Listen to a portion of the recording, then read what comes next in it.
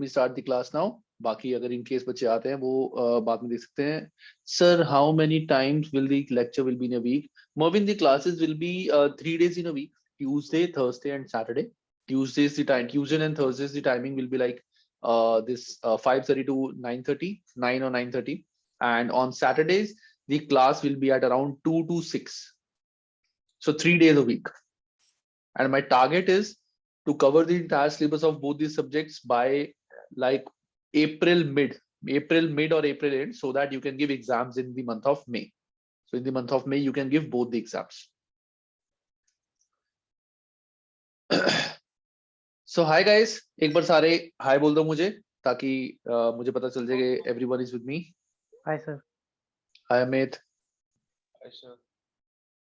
Hi Himesh. Hi sir. Hi Sneha.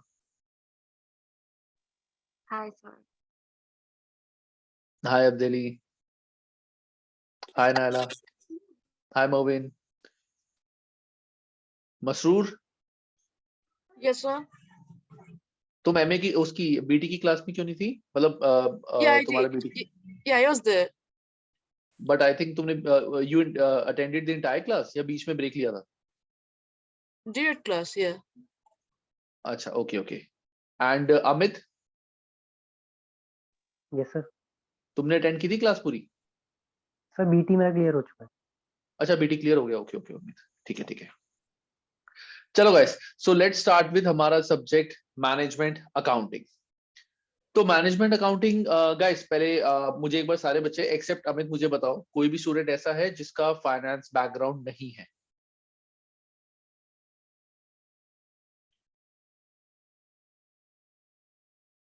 Okay ठीक है, तो सभी का फाइनेंस बैकग्राउंड है. So guys the point is, ये जो सब्जेक्ट है हमारा, दैट इज मैनेजमेंट अकाउंटिंग.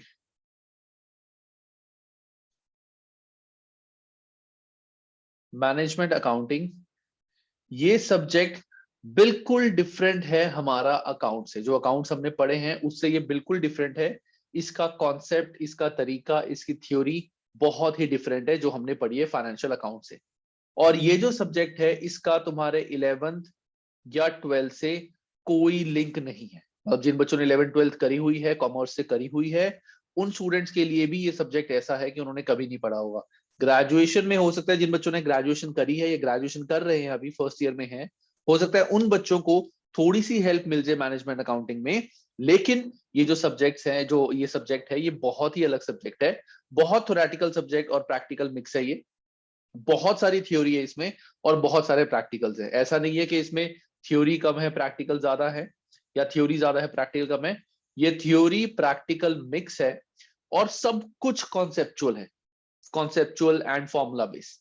ऐसा नहीं है कि यहाँ पे तुम्हारा बड़े बड़े फॉर्मेट्स हैं जैसे हमारे अकाउंट्स में होते थे जो हमें बनाने हैं. ऐसा कुछ नहीं है. ये पूरा पूरा सब्जेक्ट तुम्हारा कॉन्सेप्चुअल है.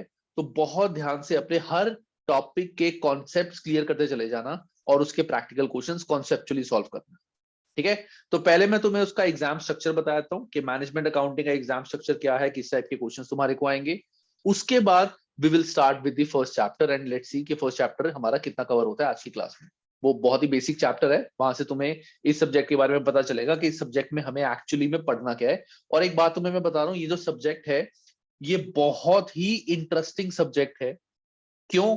क्योंकि मैं तुम्हें भी एक बात बताता हूँ. आजकल तुमने देखा होगा बहुत सारे टूल्स आ रहे हैं एआई के. ठीक है ना, आर्टिफिशियल इंटेलिजेंस के बहुत सारे टूल्स तुमने सुने होंगे. सबके पास इंस्टाग्राम मोस्टली होगा ही. तो इंस्टाग्राम जब स्क्रॉल करते होंगे, एक नया एआई टूल आया है, उसमें ये कर सकते हो, बहुत सारी चीजें आ रही हैं. तो पॉइंट क्या है, जो फाइनेंशियल अकाउंटिंग सब्जेक्ट है हमारा, वो तो पूरा पूरा फ्यूचर में जाके हमारा उसका रोल हमारे लिए जीरो होने वाला है. क्यों?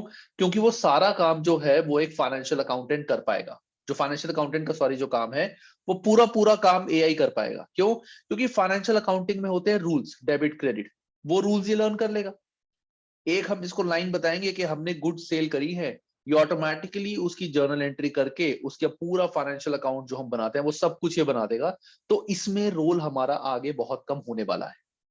लेकिन जो मैनेजमेंट अकाउंटिंग है, एआई की हेल्प से मैनेजमेंट अकाउंटिंग का सॉल्यूशन नहीं निकल सकता, लेकिन मैनेजमेंट अकाउंटिंग में ये हेल्प कर सकता है. क्योंकि इसमें हमारा जो ब्रेन है वो ब्रेन बहुत ज्यादा यूज होता है, बहुत ज्यादा यूज होता है यहाँ पे, क्योंकि ये पूरा सब्जेक्ट हमारा एनालिसिस पे बेस है। हम क्या एनालाइज करते हैं, अगर हमें दो सिचुएशंस दी हुई हैं, एक सिचुएशन ये है, एक सिचुएशन ये है, कौन सी सिचुएशन बेटर है, ये हर एक पर्सन का अलग कॉन्सेप्ट होगा। यहाँ कोई रूल नहीं है कि ऐसा होगा तो ये बेटर है, ऐसा होगा तो ये बेटर है। वो हर पर्सन का अपना प्रोस्पेक्ट है। तो ये सब्जेक्ट हमें यही बताएगा कि हमें अपना प्रोस्पेक्ट कैसे क्लियर करना है। तो पहले चलो मैं इस सब्जेक्ट के बारे में तुम्हें इसका एग्जाम स्ट्रक्चर बताता हूं। तो एग्जाम स्ट्रक्चर जो इस सब्जेक्ट का हमारा है, दैट इज, यहां पे हमारे हैं दो सेक्शंस। पूरे नॉलेज लेवल में हमारे दो सेक्शंस आते हैं। एक आता है हमारा सेक्शन ए, एक आता है सेक्शन बी। सेक्शन ए में हमारे पास टोटल 35 क्वेश्चंस आते हैं फॉर 2 मार्क्स ईच। तो 35 question for 2 marks, that means 70 marks हमारे यहां हो गए।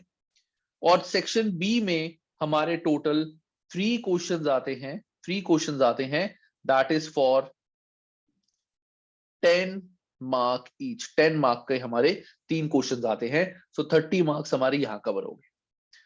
इंपॉर्टेंट चीज यहां पे क्या है, वो ये है कि 10 मार्क के 3 क्वेश्चंस होने का गाइस मतलब ये नहीं है, ध्यान से, इसका मतलब ये नहीं है कि तुम्हारा एक क्वेश्चन जो होगा वो एक सिंगल केस स्टडी होगा या सिंगल टाइप का क्वेश्चन होगा 10 मार्क का। ऐसा बिल्कुल नहीं है। हो सकता है क्वेश्चन तुम्हारा 2, 4, 4, A part, B part, C part, और ये एक सिंगल क्वेश्चन हो जो 10 मार्क का हो। And these 3 options are different, मतलब तीनों जो केस है वो बिल्कुल डिफरेंट है। ऐसे भी क्वेश्चंस आ सकते हैं। सो 10 मार्क इज लाइक 10 मार्क के हमारे बड़े क्वेश्चंस आएंगे, यहाँ पे छोटे छोटे क्वेश्चंस नहीं होंगे। It can be in this form, it can be like एक पूरा बड़ा क्वेश्चन हमें 10 मार्क्स का आगे। तो बहुत सारे बच्चे ये बोलते हैं एग्जाम देने के बाद कि सर हमारे को जो क्वेश्चन आया था वो तो 2 3 का और एक 4 का आ गया और 10 मार्क्स का बड़ा क्वेश्चन नहीं आया। तो मैं तभी ये चीज क्लियर कर रहा हूं, तो कभी इस चीज में कंफ्यूज मत होना। तो ऐसा नहीं है, ये बताने का मेरा रीजन ये है, ऐसा नहीं है। जिन चैप्टर्स में छोटे छोटे क्वेश्चन ही बन सकते हैं, जहां पे बड़े प्रैक्टिकल क्वेश्चंस नहीं, ऐसा नहीं है वो चैप्टर तुम्हारे सेक्शन बी में नहीं आ सकते, ऐसा कुछ नहीं है। अगर छोटे छोटे चैप्टर्स हैं जिनमें छोटे छोटे क्वेश्चंस हैं जो तुम्हें कभी नहीं लगता कि बड़े क्वेश्चन में आ सकते हैं, वो भी तुम्हारे इस सिनारियो में आ सकते हैं। तुम्हें हर चैप्टर के कॉन्सेप्ट्स क्लियर करने हैं, ताकि चाहे वो एमसीक्यू में आए या ऑब्जेक्टिव में आए, चाहे सेक्शन बी में आए, हम कॉन्सेप्चुअली उसका आंसर दे सके। अब इसमें किस टाइप के क्वेश्चन हमारे आते हैं, तो सेक्शन ए जो हमारा है 70 मार्क्स का है। यहां पे 4 टाइप के हमारे क्वेश्चंस आते हैं। तो पहला आता है हमारा एमसीक्यू, दूसरा आता है multiple response, MR, that means multiple, third आता है मल्टीपल रिस्पॉन्स मैचिंग, और फोर्थ आता है डायरेक्ट वैल्यूज। गाइस, जो बच्चे ऑलरेडी अभी F1 का बैच जिन्होंने लगाया है, अभी क्लास लगाई है, तो उनको शायद इनके बीच में डिफरेंस पता होगा कि क्या होता है। बट मुझे यहाँ पे बहुत सारे नए बच्चे भी हैं, तो उनको बताना पड़ेगा। तो प्लीज ये मत सोचना कि सर आपने वहां पे बता दिया था, ठीक है। तो 70 मार्क्स के जो क्वेश्चन हमारे आते हैं, 35 questions, they can be MCQ, they can be multiple response, they can be multiple response matching, और they can be direct values. और जो ये हमारे क्वेश्चंस आते हैं, it is MRM, multiple response matching, multiple response, और डायरेक्ट वैल्यूज। इस type के हमारे क्वेश्चंस आते हैं। अब इनके बीच में डिफरेंस क्या है, जल्दी जल्दी से करेंगे। मल्टीपल चॉइस क्वेश्चन, हमारे पास 4 ऑप्शन दिए हुए हैं, उसमें से हमें कोई भी एक सिलेक्ट करना है, that is multiple choice questions. Multiple response question is कि जहां पे हमें लेट से 4 ऑप्शन दिए हुए हैं या 5 ऑप्शन दिए हुए हैं, और हमें 2 ऑप्शन सिलेक्ट करने हैं। We have to select 2 options जो हमें लगता है सही है, that is multiple response question. Multiple response matching मतलब कि हमारे को 4 लाइंस दी हुई हैं एग्जाम्पल, और हमें 4 ऑप्शंस दिए हुए हैं, हमें बताना है कि कौन सी लाइन किससे मैच करती है। हो सकता है इससे मैच करे, हो सकता है इससे मैच करे। ये होते हैं मल्टीपल रिस्पॉन्स मैचिंग क्वेश्चंस। और डायरेक्ट वैल्यू क्वेश्चन मींस कि यहाँ पे हमें डायरेक्टली अपनी फिगर लिखनी है, जो भी हमारा आंसर है। इसमें हमारे पास कोई ऑप्शन नहीं होगा, we don't have any option, हमें डायरेक्ट फिगर लिखनी है। तो यहां भी मैं तुम्हें बताऊंगा कि डायरेक्ट फिगर अगर तुम्हारी 0.97 आ रही है, लेट से 0.9, तुम्हारा आंसर आ रहा है 239.97, let's say this is your answer. और कैलकुलेटर पे जब हम आंसर निकालते हैं इस सब्जेक्ट में, जब हम पढ़ेंगे, तो हो सकता है तुम जब दोबारा कैलकुलेट करो फिगर, जैसे तुम्हारा वैसे कुछ इसके बीच में फिगर है 39.234, तो या तो तुम इसको 39.23 लेके भी कर सकते हो, 39.234 लेके भी कर सकते हो, दोनों से आंसर डिफरेंस आएगा। तो यू मस्ट बी कंसर्न कि सर हमारा कौन सा आंसर सही होगा। तो एसीसीए क्या करता है, ऐसे क्वेश्चंस में जो डायरेक्ट वैल्यूज होती हैं वहां पे एक रेंज बना देता है। वो रेंज क्या बनाता है, जैसे 239.10 से लेके 240.20 तक, इस रेंज के बीच में अगर किसी का भी आंसर आया, चाहे 239.97 है, चाहे 80 है, चाहे 70, they will get the marks, क्योंकि हर बच्चे की कैलकुलेशन में थोड़ा बहुत डिफरेंस आ सकता है। तो वो चीज यहां पे होती है डायरेक्ट वैल्यू क्वेश्चंस में, तो हमें घबराना बिल्कुल नहीं है। हाँ, अगर क्वेश्चन आंसर हमारा बिल्कुल ही गलत है तब तो ऑफकोर्स हमें मार्क्स नहीं मिलेंगे। ठीक है। जो 3 क्वेश्चन आते हैं 10 मार्क्स ईच के, उसमें हमारा multiple response matching question, multiple response question आ सकते हैं हमारे को इस वे में, या फिर हमारे को डायरेक्ट वैल्यू के एक बड़ा क्वेश्चन है, काफी बड़ा क्वेश्चन है, पूरा फॉर्मेट इन्होंने हमें बना के दिया हुआ है और हमें सिर्फ बॉक्स बना के दे दिया और हमें इन बॉक्स में डायरेक्टली फिगर्स लिखनी है। ऐसे बॉक्स बना के दे दी इन्होंने, हमें इसमें फिगर्स लिखनी है। हो सकता है फिगर भी लिखनी हो, हमें कुछ ऑप्शन भी सिलेक्ट करना हो, इट कैन बी कुछ भी, यहाँ पे कुछ भी मिक्स हो सकता है। अब बात आती है दूसरी हमारी मार्किंग की। अब मार्किंग हमारी इस सब्जेक्ट में, सॉरी इस पार्ट में जो 2 मार्क्स ईच हैं, यहां पे पार्शियल मार्किंग इस सब्जेक्ट में भी नहीं है। मतलब अगर तुमने मल्टीपल रिस्पॉन्स क्वेश्चन करा, अटेम्प्ट करा 2 ऑप्शन से, तुम्हें पता है कि एक सही है, बाद में रियलाइज किया ओहो सर मेरा एक तो सही था, एक मैंने गलत कर दिया, मतलब ऑफ कोर्स तुम्हें क्वेश्चन पेपर नहीं मिलता यहाँ पे, बट घर आके तुम्हें वो क्वेश्चन याद था, तुमने कहा सर एक सही कर दिया, मैंने एक गलत कर दिया, तो तुम्हें इसके 0 मिलेंगे। दोनों ऑप्शन सही होंगे तो पूरे मार्क्स मिलेंगे, एक ऑप्शन सही है तो तुम्हें कोई मार्क नहीं मिलेगा, यू विल गेट 0 मार्क्स। यहां पार्शियल मार्किंग नहीं होती, लेकिन पार्शियल मार्किंग हमारी यहां पे अलाउड होती है। इस सब्जेक्ट में, इस सेक्शन में हमारी पार्शियल मार्किंग होती है कि यहाँ पे अगर 6 ऑप्शन में से मेरे 3 सही हैं तो मुझे 3 के मार्क्स मिल जाएंगे, 2 के मार्क्स नहीं मिलेंगे। और यहां पे ऐसा कोई रूल नहीं है कि हर चीज का 1 मार्क होगा, ऐसा कोई रूल नहीं है।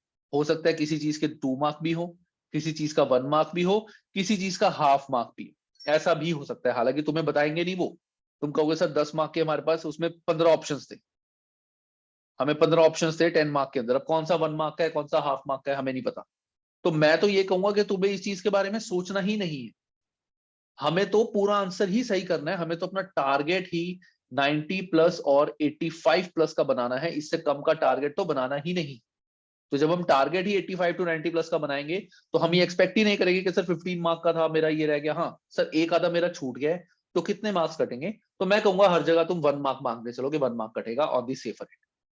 सो this is your exam structure, और इसी तरह से हमें प्रिपेयर करना है। तो ये चीज याद रखना, सबसे इंपॉर्टेंट चीज, कि बिल्कुल ऐसा मत सोचना कि ये चैप्टर छोटा है तो इसमें से बड़े क्वेश्चन नहीं आ सकते, कहीं से कुछ भी उठ के आ सकता है। और ये भी ऐसा नहीं है कि जिन चैप्टर में से, जैसे हम जब चैप्टर्स पढ़ेंगे you will find the chapters जहां पे बड़े क्वेश्चंस हैं, बड़े क्वेश्चंस हमें सॉल्व करने होते हैं इस टाइप के।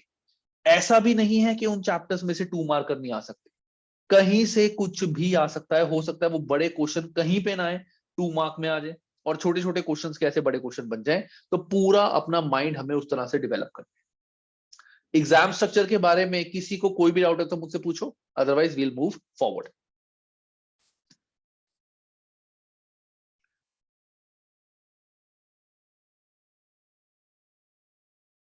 No doubt sir. ठीक है, चलो गाइस, किसी को कोई डाउट नहीं है, किसी ने मुझसे नहीं पूछा, so let's move further and study about what is management accounting. तो मैं तुम्हें मैनेजमेंट अकाउंटिंग का पहले एक ब्रीफ बताता हूं ताकि ये सब्जेक्ट तुम हैंडी हो जाए, इस सब्जेक्ट से यू ऑल गेट हैंडी और पढ़ने में थोड़ी सी आसानी रहे।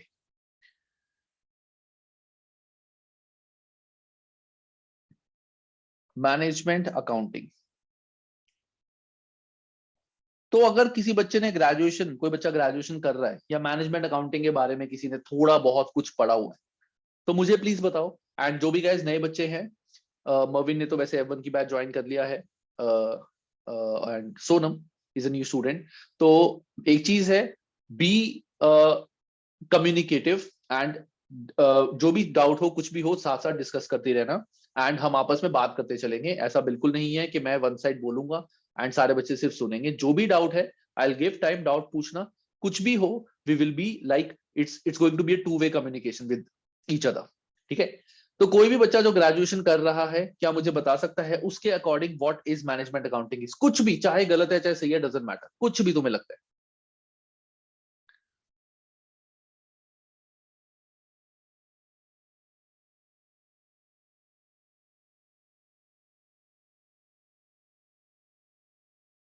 ओके, हाँ स्नेहा, क्या tell me? Management accounting is basically that accounting in which company के internal record से हम account मतलब बनाते हैं, ऐसा कुछ। कंपनी के इंटरनल रिकॉर्ड से हम अकाउंट्स बनाते हैं। Yeah. Okay, anything else?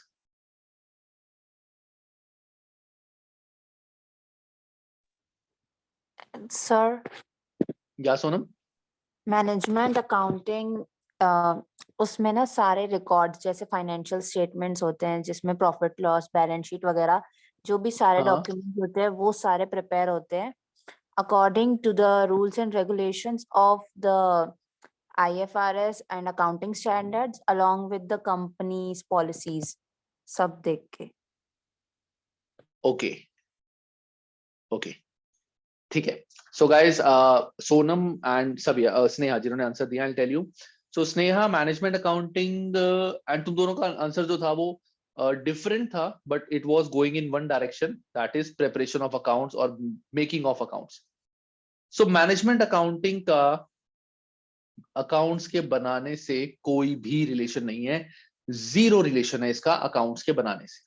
तो मैनेजमेंट अकाउंटिंग क्या होती है, देखो अब मैं तुम्हें एग्जांपल देता हूं। ये एक बिजनेस है, बिजनेस में बहुत सारी ट्रांजैक्शंस हो रही हैं, every day there are doing lot of transactions are going on. So business के जो अकाउंट्स होते हैं that runs in 2 ways. One, ये जितनी भी ट्रांजैक्शन हुई हैं इनको दिया जाता है एक बंदे को, या वो हायर करती हैं या वो बंदा आउटसाइडर होता है, वो इनकी प्रॉपर बुक्स बनाता है, अकाउंट्स बनाता है, और देन फाइनेंशियल स्टेटमेंट्स बनाता है। ये फाइनेंशियल स्टेटमेंट जो हमारी होती है statement of financial position, that is balance sheet. Then आती है statement of profit and loss account, then हमारा स्टेटमेंट ऑफ कैश फ्लो और अकाउंटिंग रेशियोज। ये जो पर्सन होता है वो ये सारी स्टेटमेंट्स बना के ये कंपनी को दे देता है। ये जो पूरा पार्ट है हमारा, this is called financial accounting, और ये सारा हमने F3 में पढ़ा है। ये है हमारा पूरा फाइनेंशियल अकाउंटिंग के जो भी कंपनी के रिकॉर्ड्स होते हैं वो रिकॉर्ड्स के थ्रू हम बुक्स बनाते हैं, rules of debit credit, IFRS, जैसे यू वर सेइंग सोनम के IFRS वगैरह हम यूज करते हैं, वो सब कुछ करके हम फाइनेंशियल स्टेटमेंट्स बनाते हैं। That all is financial accounting. Management accounting क्या होती है? Management accounting goes beyond this, वो बहुत आगे चलती है। तो कंपनी की जो मैनेजमेंट है उनको ये देखना है कि हम अपनी कंपनी को ग्रो कैसे कर सकते हैं, हम अपनी कंपनी के प्रॉफिट्स कैसे बढ़ा सकते हैं, हम अपनी कंपनी की कॉस्ट कैसे कम कर सकते हैं, हम अपना प्रोडक्ट वर्ल्ड वाइज कैसे सेल कर सकते हैं, हम नया प्रोडक्ट कैसे बना सकते हैं। वो सारी चीजें होती है मैनेजमेंट अकाउंटिंग। दैट मींस अपनी कंपनी को मैनेज करना। Financial accounting only deals with preparation of account. वो प्रिपरेशन करने के बाद हम कभी ये चीज नहीं बोलते कि यार हमारा प्रॉफिट कम आया है, प्रॉफिट ज्यादा आया। हमारा पर्पस सिर्फ क्या है उस पर्सन का कि हमें प्रॉफिट निकालना है, दैट्स इट। यहां पे आके हमारी फाइनेंशियल अकाउंटिंग एंड हो जाती है। मैनेजमेंट अकाउंटिंग इसके बाद स्टार्ट होती है। वो क्या करते हैं, मैनेजर्स जो होते हैं कंपनी के, big managers, owners, CEO, CFOs, वो क्या करते हैं, वो हमारी कंपनी की फाइनेंशियल स्टेटमेंट चेक करते हैं, पिछले सालों की स्टेटमेंट निकालते हैं, करंट ईयर की स्टेटमेंट निकालते हैं, एक ट्रेंड बनाते हैं कि इसके अकॉर्डिंग आगे हम क्या क्या कर सकते हैं। हमने पिछले साल टारगेट बनाया था कि इस साल हमारी सेल इतनी होनी चाहिए, लेकिन सेल हमारी कम है, ऐसा क्यों है? ढूंढो ये चीज कि हमारी डिफरेंस क्यों है, क्यों हमारी सेल इतनी नहीं है। या फिर हमारे प्रॉफिट्स कम होते जा रहे हैं, प्रॉफिट्स परसेंटेज कम होती जा रही है, कॉस्टिंग चीजें महंगी होती जा रही है, हम अपना सेल प्राइस नहीं बढ़ा रहे, तो या तो हम अपना सेल प्राइस बढ़ाएं या अपनी कॉस्ट कम करें। वो सारी चीजें एनालाइज करना, ये सारा होता है मैनेजमेंट अकाउंटिंग में। तो management accounting is no way related to preparation of accounts, it relates to management of the company, जो हम बहुत बड़े लेवल पे होती है। तो ये सारी चीजें हम इस सब्जेक्ट में पढ़ने वाले हैं कि हमें कंपनी को मैनेज कैसे करना है। जैसा मैंने बताया कि सबसे पहले तो हम ये देखते हैं कि हम अपनी प्लानिंग, वैसे बुक में सारा है तो let's will read from the book rather than कि मैं यहाँ पे बताऊं, लेकिन मेजर जो हमारा डिफरेंस है वो यही है। ये तुम सबको याद रखना है क्योंकि ये क्वेश्चन कई बार एमए में कई बार एफए में आ जाता है। What is the difference between financial accounting and management accounting? Financial accounting only deals with preparation of accounting as per records or as per the rules. Management accounting deals with analyzing the record and getting the desired results, controlling the business, analyzing the business, budgeting करना, future prospect देखना business के, competition check करना, ये सारी चीजें हमारी आती है management accounting। गाइस अब सबको क्लियर है कि व्हाट इज मैनेजमेंट अकाउंटिंग? मतलब ओवरऑल पूरा नहीं बट एक आइडिया पता चला कि मैनेजमेंट अकाउंटिंग क्या है और वो फाइनेंशियल अकाउंटिंग से डिफरेंट कैसे है।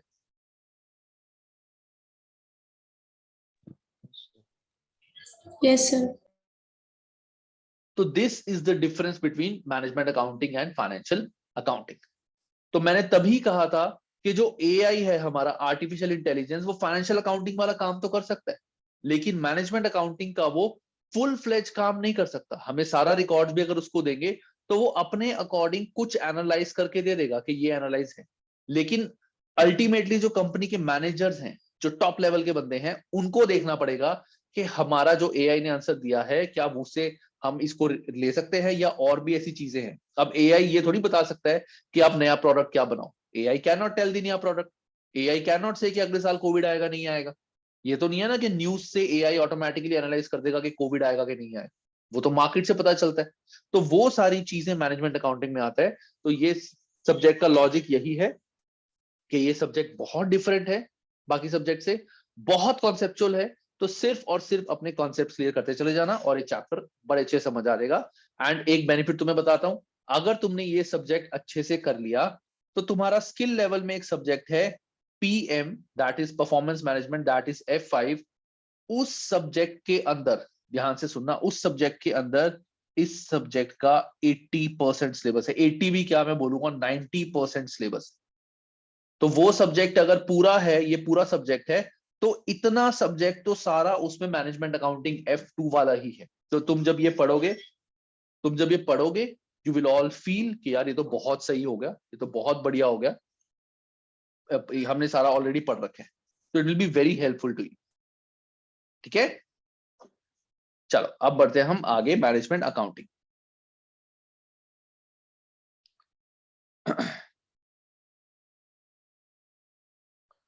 तो मैनेजमेंट अकाउंटिंग में गाइस दो चीजें आती है। मैनेजमेंट अकाउंटिंग में overall there are two things. First is हमारा cost accounting and second is management accounting.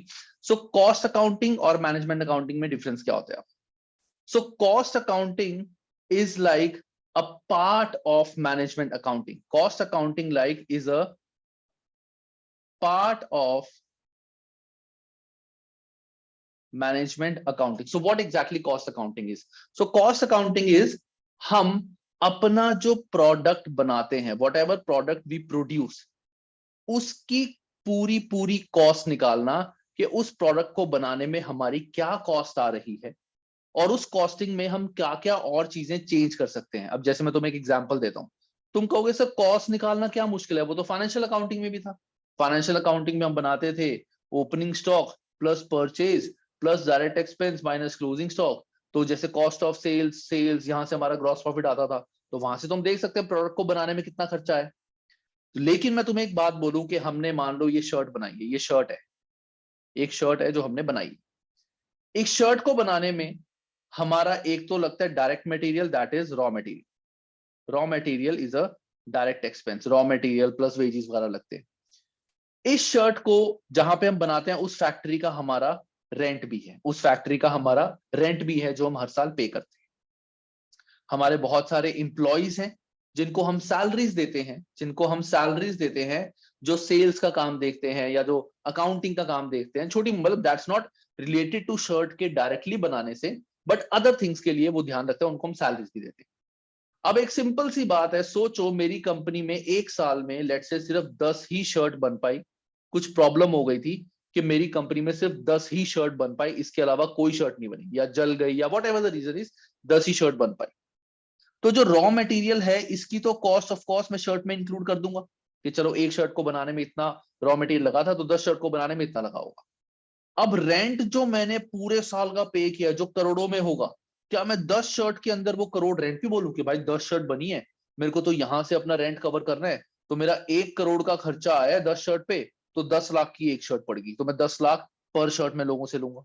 जो मैं सैलरीज दे रहा हूं क्या मैं वो भी कंसिडर करूंगा? नहीं, ऐसा नहीं होता। फाइनेंशियल अकाउंटिंग में तो हमें सिंपल ये बताया जाता है कि टोटल खर्चा हमारा इतना है।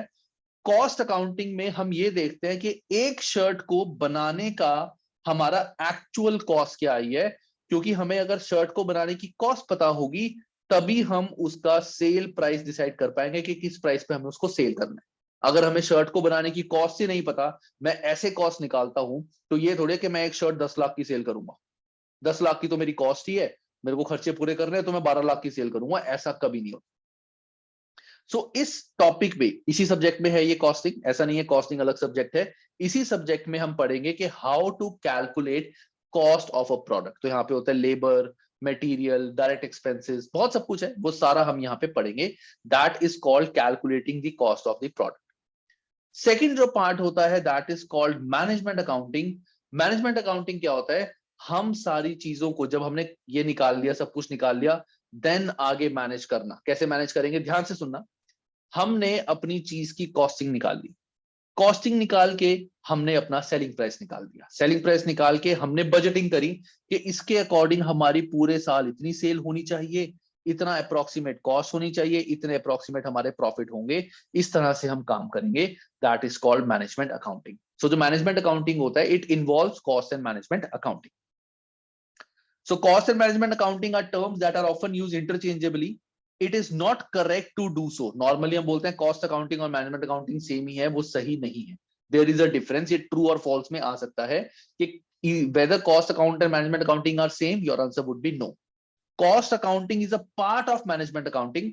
Cost accounting provide a bank of data for the management accountant to use and concern with preparing statement, cost, data collection and applying cost to inventory, product and service. कि वो स्टेटमेंट सारी बना के हमें फाइनल चीजें बताते हैं कि कितनी हमारी एक प्रोडक्ट को बनाने में कॉस्ट लगी है। ये है आपकी कॉस्ट शीट कि इतना इतना खर्चा लग के पर प्रोडक्ट इतनी आपकी कॉस्टिंग आई है।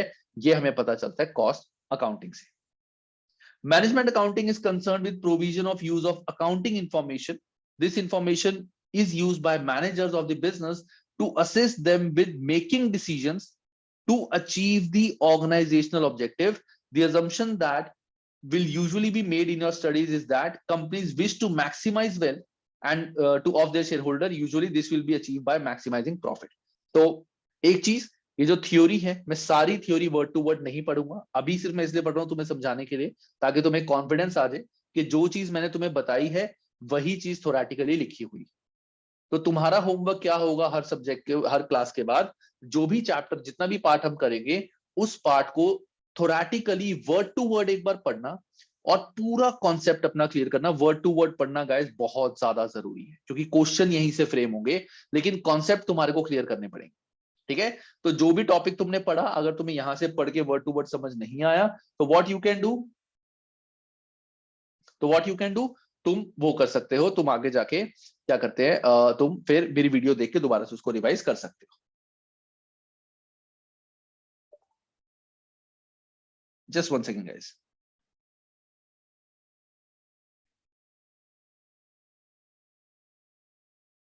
ठीक है? तो वो जरूर करना। तो कॉस्ट अकाउंटिंग, मैनेजमेंट अकाउंटिंग ये हमने पढ़ लिया है।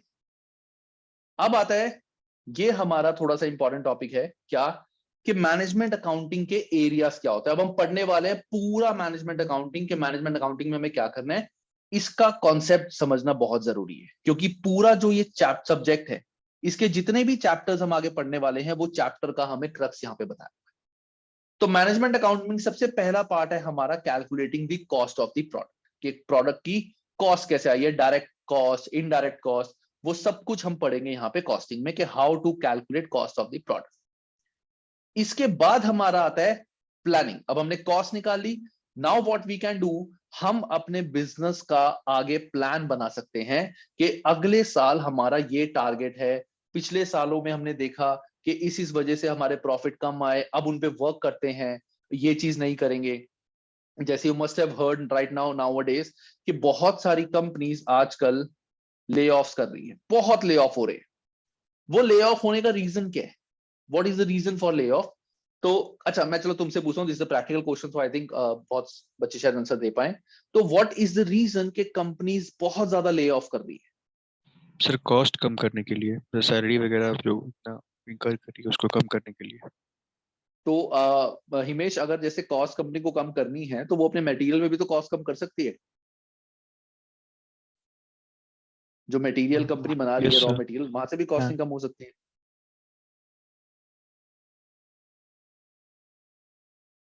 ठीक है, any other student guys?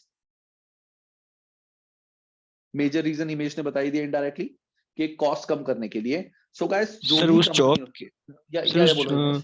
Sir जैसे मान लीजिए एक एम्प्लॉय को हमने हटा दिया तो वहाँ पे कोई अच्छा मतलब दो जॉब को मर्ज कर दे या फिर वहाँ पे टेक्नोलॉजी यूज कर दे तो वहाँ पे कॉस्ट बहुत ज्यादा कम हो जाएगा ना, तो ये भी रीजन शायद हो सकता है।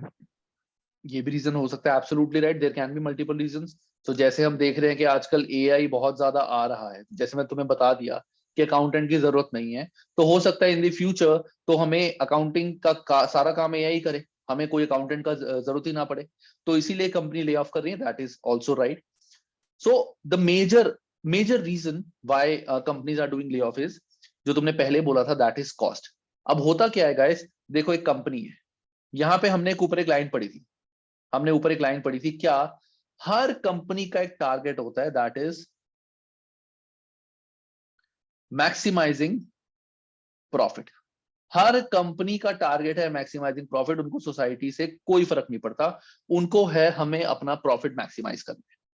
अब आज की डेट में जो कंपटीशन है, कंपटीशन बहुत ज्यादा हाई है, हर फील्ड में there are lot of companies जो वो काम कर रहे हैं। दैट मींस वो अपना सेल प्राइस नहीं बढ़ा सकते, वो अपनी सेल्स भी ड्रास्टिकली नहीं बढ़ा सकते। क्यों नहीं बढ़ा सकते? क्योंकि उनको पता है कि सेल्स बढ़ाएंगे, कैसे बढ़ाएंगे, सेल्स ज्यादा प्रोडक्ट बनाएंगे, नहीं बिका तो काफी नुकसान हो जाएगा, तो सेल्स बढ़ाना is not a very good option. ठीक है, करना है बट बहुत ज्यादा नहीं कर सकते। दूसरा, कंपनीज को पता है दूसरा ऑप्शन क्या होती है कि अपनी कॉस्ट को रिड्यूस करना प्रॉफिट बढ़ाने के लिए, वो भी आज की डेट में पॉसिबल नहीं है, क्योंकि बहुत सारी चीजें महंगी होती जा रही, कोविड के बाद चीजें बहुत ज्यादा कॉस्टली होगी, तो इसीलिए वो अपनी कॉस्टिंग भी बहुत ज्यादा कम नहीं कर सकते। तो उनके पास सिर्फ मेजर ऑप्शन, मतलब ऑप्शंस तो बहुत सारे हैं बट मेजर ऑप्शन उनके पास दो हैं। एक है एडवर्टाइजिंग और एक है सैलरीज।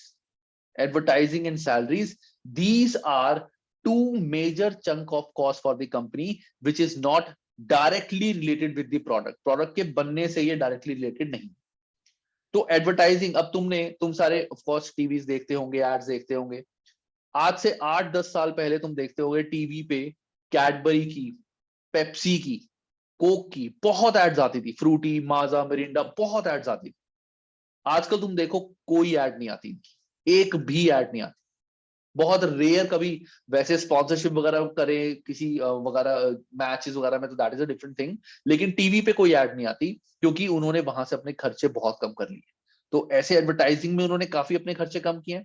तो आजकल क्या होता है, एडवर्टाइजिंग के बहुत नए सस्ते तरीके आ गए हैं। क्या कि तुम rather than showing ads on the TV, तुम जो इंस्टाग्राम पे या यूट्यूब पे जो लोग होते हैं जो वीडियोस बनाते हैं, रील्स बनाते हैं, उनसे डिस्कशन करो कि तुम हमारी प्रोडक्ट को प्रमोट कर दो इनडायरेक्टली, हम थोड़े बहुत पैसे दे देंगे। तो वो भी खुश हो जाते हैं लोग कि उनको पैसे मिल जाते हैं, कंपनी भी खुश हो जाती है कि उनके फॉलोअर्स में से कोई तो हमारी चीजें ले लेंगे, हमारे खर्चा बच गया। And next is salaries.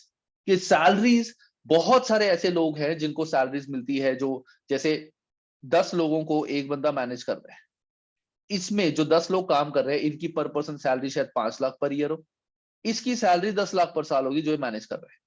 तो वो क्या कर रहे हैं, वो इनको निकाल रहे हैं कि एक बंदा जो 10 लोगों को मैनेज कर रहा था वो अब 20 लोगों को मैनेज करे, और इसमें से भी वो हर बंदे को एक बंदे को दो का काम दे रहे हैं, तो अल्टीमेटली वो हर बंदे को निकाल रहे हैं इन द सेंस कि वो कंपनी में काफी सारे लोगों को निकाल रहे हैं। जो काम एआई कर सकता है वो एआई के थ्रू करवा रहे हैं ऑटोमेशन में, नए नए सॉफ्टवेयर्स बन रहे हैं, और जो काम एक आदमी कर रहा है उसको 2 आदमियों को काम दे रहे हैं कि भाई तूने करना है कर, नहीं करना तो कंपनी से चले जा। क्योंकि कंपनीज को अपनी कॉस्टिंग कम करनी है, कंपनी को प्रॉफिट कमाना है सबसे ज्यादा। तो प्रॉफिट कमाने के 3 तरीके हैं, सेल्स बढ़ाना, या अपनी कॉस्टिंग कम करना, या फिर अपने इनडायरेक्ट कॉस्ट कम करना। तो कंपनी सारी इस चीज में आजकल लगी हुई है क्योंकि और कोई ऑप्शन ही नहीं बचा। This is the reason why is lay off. और ये सारा काम कौन कर रहा है? Management accountants. These all things are done by management accountants. ठीक है, तो कॉस्टिंग पहले होती है हमारी, जो मैंने बताया था, प्रोडक्ट की कॉस्टिंग निकालना। देन होता है फ्यूचर की प्लानिंग करना, कि पास्ट डेटा से हमें ये चीज मिली है, उसके बेस पे हम फ्यूचर की प्लानिंग करेंगे कि आगे क्या होगा। जब हम प्लानिंग कर लेंगे, प्लान के according we will start working, हम वर्किंग स्टार्ट करेंगे। हर स्टेप पे हम देखते रहेंगे कि प्लान के अकॉर्डिंग काम चल रहा है कि नहीं चल रहा। जैसा हमने प्लानिंग में कहा था ऐसे ऐसे काम होना चाहिए, वैसे हो रहा है कि नहीं हो रहा। और एट दी एंड हम क्या करेंगे, जो हमारे एंड रिजल्ट होंगे हम उनको कंपेयर करेंगे अपनी प्लानिंग से। जो हमने बजट बनाया था, हमने एक बजट बनाया था यहाँ पे प्लानिंग के टाइम पे, कि हमारा 1 साल के एंड में इतनी सेल्स, इतनी कॉस्टिंग, ये सब कुछ होना चाहिए। वो हम बजट वेरीफाई करेंगे अपनी सेल से कि क्या मैच कर रहा है कि नहीं कर रहा, और अगर डिफरेंस आया है तो क्यों डिफरेंस आया है, फिर दोबारा अगले साल की प्लानिंग होती है। ये चलता है हमारा प्लानिंग का प्रोसेस। देन आता है नेक्स्ट, इसको तुम्हें अभी पढ़ने की जरूरत नहीं है, यू कैन अवॉइड दिस, क्योंकि हम आगे चैप्टर्स जब पढ़ेंगे, प्लानिंग चैप्टर पूरा है, वहां ये सारी चीजें कवर्ड है। नेक्स्ट आता है हमारा गाइस कंट्रोल। सो कंट्रोल क्या होता है? कंट्रोल मींस जो भी हम काम कर रहे हैं, once the plans have made, business must ensure that they are being followed and address for any inefficiencies. जैसे मैंने बताया था, हम काम कर लेते हैं, काम करने के बाद हमने प्लान बना लिया, प्लान बनाने के बाद हम प्लान पे वर्क करना स्टार्ट करते हैं। फिर sometimes may be 2 months later, 3 months later, after every month हम ये चेक करते हैं कि प्लान के अकॉर्डिंग काम चल रहा है या नहीं चल रहा। That is called controlling. So the performance of the organization as set out in the detail option plan is compared with the actual performance. हमने जो परफॉर्मेंस चेक की थी उसको एक्चुअल से कंपेयर करते हैं, और जो डिफरेंस आता है उसके लिए हम करेक्टिव एक्शंस लेते हैं। Corporate plan is reviews in light of comparison. इसका मतलब क्या है? हमने प्लानिंग के स्टेज पे तो बनाया था कि हमारी सेल्स होनी चाहिए 10 करोड़ की। हमने प्लानिंग के स्टेज पे तो बनाया था कि 10 नहीं, चलो हमने 24 करोड़ की सेल्स बनाई थी। That means approximate 2 crore per month. लेकिन जब एक्चुअली हम काम कर रहे हैं, हमें पता चल रहा है कि यार सिचुएशन थोड़ी अलग आ गई है, एआई आ गया है, और कोविड आने वाला है, आगे रिसेशन आने वाला है, कुछ भी रीजन है, हम ये चीज अचीव ही नहीं कर सकते, तो हम अपना प्लान भी रिवाइज कर सकते हैं। ऐसा नहीं है कि एक बार प्लान बना दिया तो हर बार उसको फॉलो करना है। हम जब कंट्रोलिंग करते हैं तो एक तो हमें इन एक्टिविटीज को कंट्रोल करना है कि क्या ये प्लान के अकॉर्डिंग चल रही है। अगर ये एक्टिविटीज ठीक चल रही है और हमें लग रहा है कि प्लान में कुछ गड़बड़ है, तो हम प्लान को भी मॉडिफाई कर सकते हैं। That is a corporate plan is reviewed in the light of comparison and any change in the parameters on which plan was based on to assess whether objectives of the plan can be achieved or not. The plan is modified as necessary before a serious damage to organization future success. कि हम जबरदस्ती 24 करोड़ की cell करने के चक्कर में कुछ गलत ना कर दें, तो हम प्लान को भी रिवाइज करते हैं। ये होता है हमारा कंट्रोलिंग, ये भी हमारा इस सब्जेक्ट के अंदर आएगा। देन आता है हमारा decision making. So what is decision making? कि जो भी हमने अभी तक देखा, जो भी पढ़ा, जो भी पुराना पास्ट ट्रेंड हमें मिला, कंपटीशन से इंफॉर्मेशन ली, हर जगह से इंफॉर्मेशन लेके हम अपने बिजनेस के फ्यूचर के डिसीजंस बनाते हैं। कि there are many decisions manager have to make, such as what should be produce, how should we finance the business, के बिजनेस में पैसे कैसे लगाएं, क्या हम लोन लें या फिर हम शेयर्स इशू करें, नहीं। अगर हमने कोई प्रोजेक्ट सोचा है, नया प्रोजेक्ट, क्या उस पर काम करने की वर्थ है? ऐसा तो नहीं है कि प्रोजेक्ट हम कर लें, काम शुरू कर दें, 2 साल बाद पता चले कि कमाए दमाए कुछ नहीं, नुकसान में ही जा रहे हैं। तो वो सारी चीजें आती हैं हमारी डिसीजन मेकिंग में। तो डिसीजन मेकिंग के स्टेप्स हम एक बार पढ़ लेते हैं, लर्न नहीं करने, सिर्फ एक बार समझने। तो सबसे पहला स्टेप, ये हमारा प्लानिंग का स्टेप होता है। सबसे पहला होता है हम देखते हैं कि हमारी कंपनी के गोल्स क्या हैं, हमारे ऑब्जेक्टिव्स क्या है, और क्या क्या प्रॉब्लम्स है मार्केट में जो हमें फेस करनी है और क्या क्या अपॉर्चुनिटीज है जो हमें देखनी। देन हमने जो टारगेट हमने बनाया कि हम ये भी कर सकते हैं, जैसे हम सारे बैठे हैं, जितने भी स्टूडेंट्स हैं, टोटल 8 स्टूडेंट्स हैं, 9 बच्चे, हम सारे बैठे हैं। हमने सोचा कि चलो देखते हैं हम क्या क्या काम कर सकते हैं। हम ये भी कर सकते हैं, ये भी कर सकते हैं, ये भी कर सकते हैं, ये भी कर सकते हैं, ये भी कर सकते हैं, ये भी कर सकते हैं। वो सारी चीजें हमने देखी, किसमें क्या क्या प्रॉब्लम्स है, नहीं यार इसमें ये प्रॉब्लम है, ये है, वो है, सारी चीजें हमने देखी।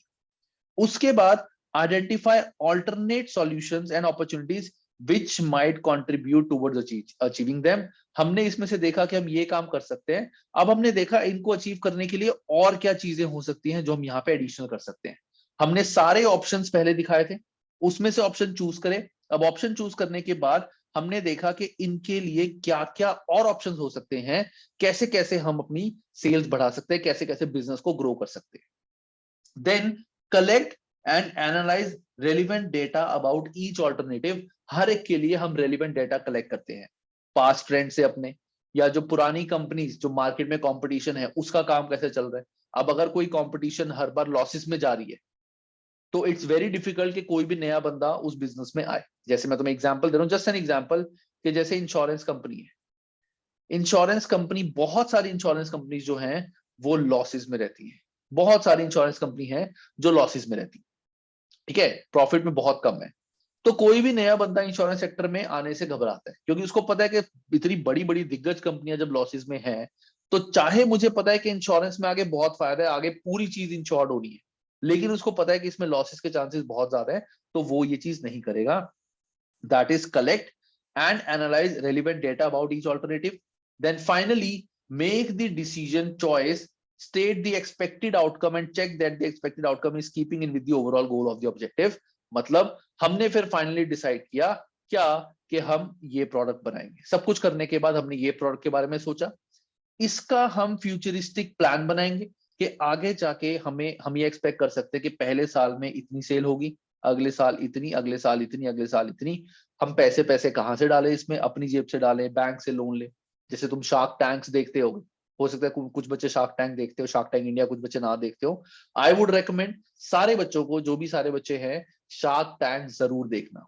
नॉट बिकॉज कि वो अच्छा है इन द सेंस कि वहां पे तुम्हें बड़ी अच्छी अच्छी चीजें हैं उसमें, इन द सेंस कि देखने को अच्छा है, बट वहां से तुम्हें नॉलेज बहुत गेन होगी। फाइनेंशियल अकाउंटिंग की ज्यादा नहीं, मैनेजमेंट अकाउंटिंग की बहुत, कि कैसे एक बिजनेस का जो ओनर है वो बिजनेस को ग्रो करने के लिए प्लानिंग बनाता है। वो डिस्कस करते हैं कि आगे की तुम्हारी क्या प्लानिंग है, तुम क्या करोगे, कैसे तुम बिजनेस को ग्रो करोगे, हम तुम्हारे बिजनेस में पैसे क्यों लगाएं। तो देखना जरूर, वो बहुत अच्छा है तुम्हारे लिए नॉलेज गेन करने के लिए।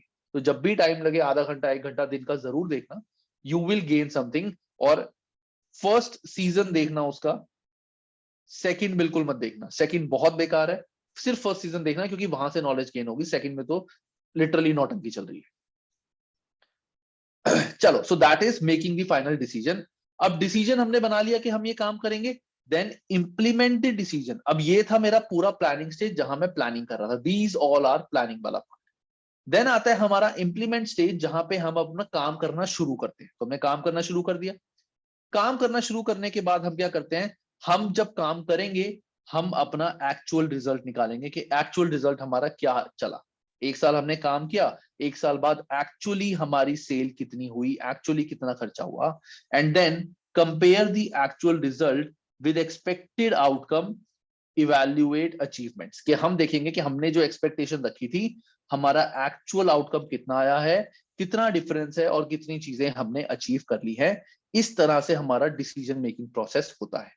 तो टेक 2 मिनट्स 5 मिनट्स, एक बार इसको थॉरली पढ़ लो। किसी भी पॉइंट पे कोई भी डाउट है मुझसे पूछ लो, फिर हम आगे बढ़ते हैं।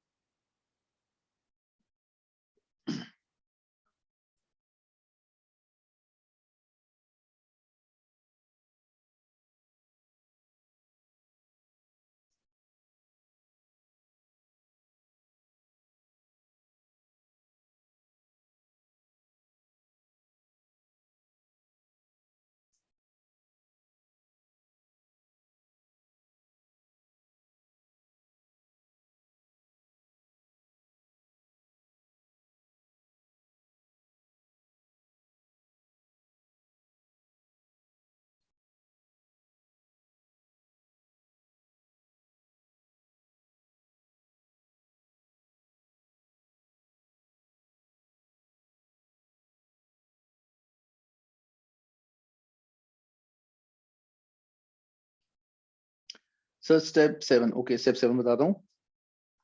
तो स्टेप 7 है compare actual results with expected outcome, evaluate achievement. इसका मतलब क्या है कि हमने प्लानिंग जब करी थी, हमने ये देखा था कि हम इतनी टोटल सेल्स करेंगे, इतनी टोटल कॉस्टिंग हमारी आएगी, इतने सैलरी से खर्चे होंगे, हर चीज हमने डिफाइन करी थी, एक रेंज डिसाइड की थी कि इस रेंज में हमारी हर चीज होनी चाहिए। वो रेंज हमने डिसाइड जब करी, फिर हम एक्चुअल जो रिजल्ट्स है ये हमने रेंज डिसाइड की थी कि इस रेंज में हमारे खर्चे होने चाहिए। जैसे लेट्स से सैलरीज का मेरा खर्चा 10 लाख से 20 लाख के बीच में होना चाहिए। 10 लाख से 20 लाख के बीच में सैलरी का खर्चा मेरा होना चाहिए, जबकि एक्चुअल मेरा आया 60 लाख। तो हमने देखा कि यार 10 लाख से 20 लाख के बीच में हमारी रेंज थी और 60 लाख का खर्चा आया। That is comparing actual results with the expected outcome जो एक्सपेक्टेड बनाई थी, और डिफरेंस को हमने एनालाइज करा कि डिफरेंस क्यों आया है। अगर डिफरेंस जो है वो जस्टिफाइड है तो हम अपने प्लान को ही रिवाइज करेंगे कि हमने प्लानिंग ही गलत करी हुई है, और अगर डिफरेंस जस्टिफाइड नहीं है तो हम इस चीज पे वर्किंग करेंगे कि इतना ज्यादा खर्चा क्यों आ गया, अपनी सैलरी के खर्चे कम करो। दैट इज हमारा compare actual result with the expected outcome. ठीक है सरमत? और किसी को कोई डाउट गाइस? No sir. चलो गाइस, किसी ने कुछ नहीं पूछा तो अब हम बढ़ते हैं आगे। नेक्स्ट वही जो मैंने तुम्हें बताया था, fifth plan is performance evaluation. तो वो मैंने यहीं क्लियर कर दिया था। ओके, कंपेयर रिजल्ट करने के बाद हम परफॉर्मेंस चेक करते हैं। तो performance evaluation means the performance of division employees can be assessed by comparing their performance against budget. Sometimes performance evaluation is classed as a part of control, जो मैंने बताया था कि वो कंट्रोल भी बोल सकते हैं उसको, कि हमने जो भी काम किया है उसको एनालाइज करना और देखना। जैसे मान लो एम्प्लॉइज ने बहुत अच्छा काम किया, हमारी सेल्स बहुत ज्यादा हुई, तो एम्प्लॉइज को बोनस दिया जा सकता है। अगर एम्प्लॉइज ने काम ठीक नहीं किया, हमारी सेल ज्यादा नहीं हुई, प्रोडक्ट नहीं बिका ज्यादा, तो एम्प्लॉइज को निकाला जा सकता है। हमारे डिफरेंट डिपार्टमेंट होते हैं, sales department, customer support department, हर एक का देखा गया है कस्टमर सपोर्ट में बहुत सारी कंप्लेंट्स अभी भी पेंडिंग पड़ी हैं, सॉल्व भी नहीं करते, इनको निकालो और नए बंदों को हायर करो। वो सारी चीजें हमारी परफॉर्मेंस इवैल्यूएशन में होती। अब नेक्स्ट देखो, एग्जाम पॉइंट फोकस में क्या लिखा हुआ है, ये हमेशा पढ़ना होता है अच्छे से, क्योंकि ये बताता है कि एग्जाम में किस टाइप के क्वेश्चन तुमसे पूछे जा सकते हैं, क्या तुमसे एक्सपेक्ट किया जा सकता है। तो दी MA FMA syllabus specifically mentions in the managerial process, mentions the managerial processes of planning, control and decision making. Make sure that you understand the meaning of each of these processes, कि तुम्हें अच्छे से इनका मतलब पता हो। Planning का मतलब क्या है, कंट्रोलिंग का मतलब क्या है, डिसीजन मेकिंग का मतलब क्या है, ये हमें पता होना चाहिए, जो कि अब हमें पता चल चुका है। नेक्स्ट आते हैं हमारे, अब हमने तो देख ली प्लानिंग, तो अब हम बात करते हैं प्लानिंग की। अब प्लानिंग तो हमने देख ली कि प्लानिंग कैसे करें, लेकिन प्लानिंग के भी हमारे 3 टाइप्स होते हैं। ये चीज जो बच्चे 11th में जिन्होंने अकाउंट्स बिजनेस स्टडीज पढ़ी हुई है, उन्होंने पढ़ा होगा 3 लेवल्स ऑफ मैनेजमेंट, या ग्रेजुएशन में पढ़ा होगा 3 लेवल्स ऑफ मैनेजमेंट, कि मैनेजमेंट के बिजनेस के क्या 3 लेवल होते हैं। एक होते हैं top level management, top level management जो कंपनी के होते हैं, डायरेक्टर्स एंड CFOs, जो कंपनी के लॉन्ग टर्म गोल्स बनाते हैं। एक होते हैं मिडिल लेवल मैनेजर्स, जो पूरी लाइफ लॉन्ग के गोल्स, फ्यूचरिस्टिक गोल नहीं बनाते, जो भी टॉप लेवल ने गोल्स बनाए हैं उन गोल्स को कैसे अचीव हम करें, उस चीज के बारे में सोचते हैं। कि उन्होंने बोला है कि हमने सेल 10% से इंक्रीज करनी है अगले साल, तो वो 10% से कैसे इंक्रीज हो सकती है, वो ये चीज नहीं करेंगे, वो इनका काम नहीं है टॉप लेवल वालों का। इनको तो सिर्फ ये देखना है, बिजनेस एनालाइज करके, कंपटीशन एनालाइज करके, कि कितनी सेल्स बढ़ सकती है, वो कैसे बढ़ेगी, उसके लिए मिडिल लेवल मैनेजमेंट वाले बंदे होते हैं जो इस चीज का ध्यान रखते हैं। उसके बाद आते हैं हमारे लोअर लेवल मैनेजमेंट। इनका काम क्या होता है, इन्होंने कैसे ये चीज अचीव होगी, कि हम इसको 10% को कैसे बढ़ा सकते हैं, कि हम अपनी कॉस्टिंग कम कर लेंगे, या सेल्स बढ़ाने के लिए हम मार्केटिंग नई स्ट्रैटेजीज करेंगे, हम अपने प्रोडक्ट में जो रॉ मटेरियल लगाते हैं वो अलग टाइप का लगाएंगे, या कुछ भी इन्होंने ये चीज डिसाइड करी है। हम अपना एक नया एरिया, एक नए सेक्टर में हम जाएंगे, हम एक नई ब्रांच खोलेंगे अपनी। तो वो चीज, अब ब्रांच खोलने के बाद वहां पे छोटे लेवल पे काम कैसे करना है कि डेली टू डेली, कि आज हम इतनी, नॉर्मली हम एक दिन में इतनी आउटपुट निकालते हैं, अगर हमें सेल 10% बढ़ानी है, दैट मींस आउटपुट भी हर दिन हमें 10% इंक्रीज करनी पड़ेगी। वो चीज कैसे कर सकते हैं, that is done by top level, lower level management. तो ये चीज तुमने पढ़ी हुई है इन ग्रेजुएशन और इन योर क्लास 11th और 12th। यहां पे इसको बोला जाता है strategy, tactics and operational. Strategic level होता है, that is top level management, जो फॉरवर्ड लुकिंग प्लान्स बनाते हैं। इनका फोकस होता है एक्सटर्नल, ये बाहर की कंपनीज का कंपटीशन, इन्वायरमेंट, वो सब कुछ देखने के बाद, बाहर के सिनारियोज देखने के बाद वो ये डिसाइड करते हैं कि कैसे हम अपने बिजनेस में ग्रो कर सकते हैं, क्या क्या ऑप्शंस है हमारे पास। हम नया प्रोडक्ट बनाएं, या फिर हम अपनी सेल्स बढ़ाएं, या हम कॉस्टिंग कम करें, वो चीज टॉप लेवल मैनेजमेंट वाले देखते हैं। And that is called strategic decision, के long term decision, these are long term decision, external focus.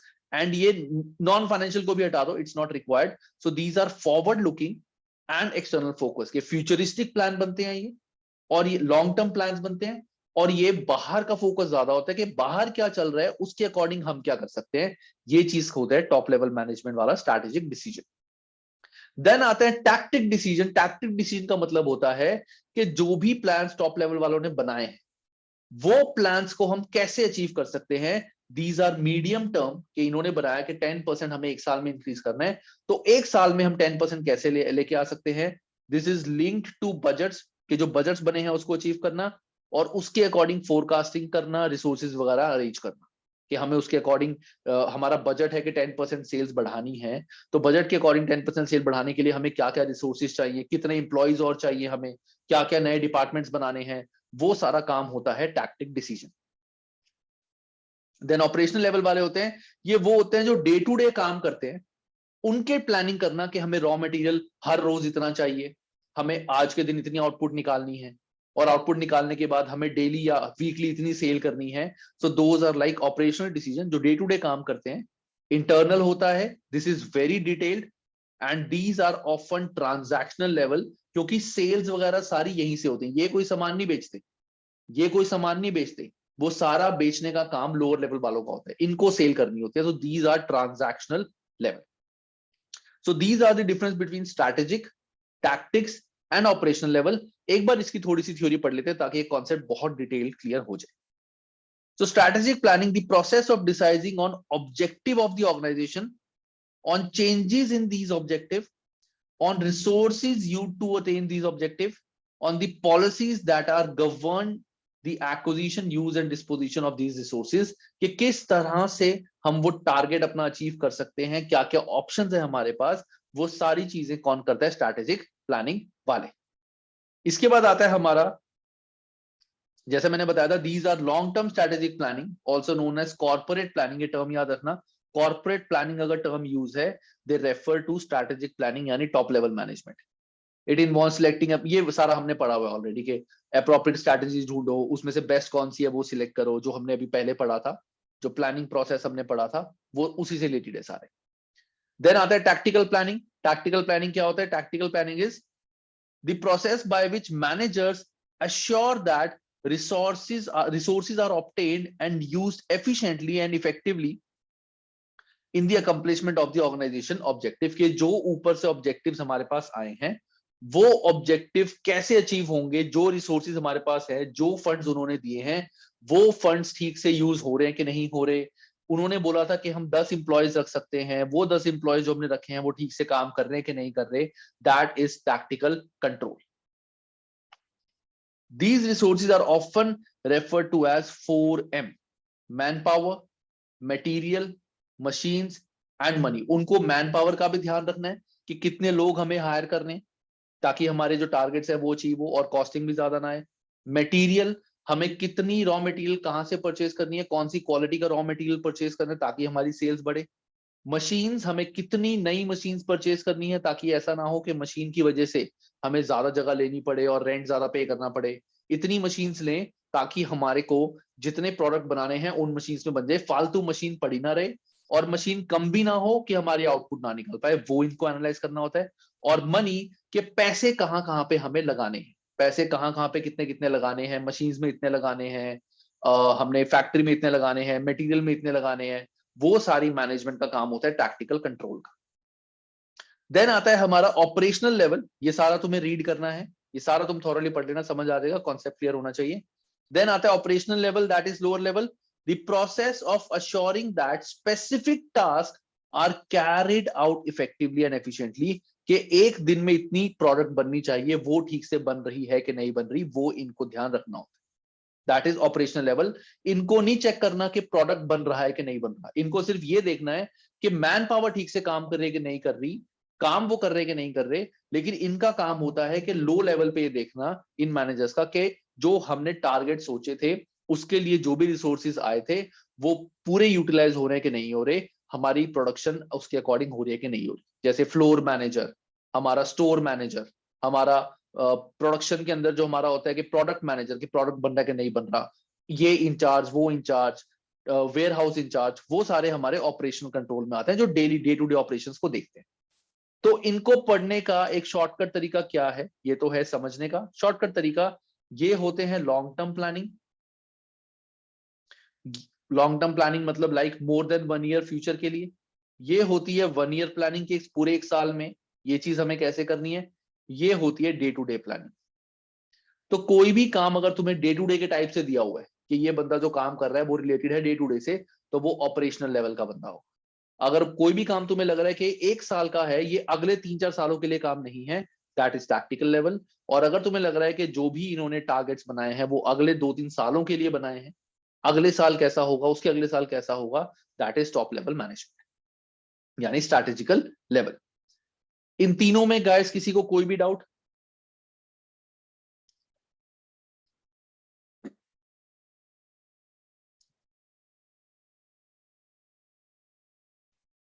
No sir.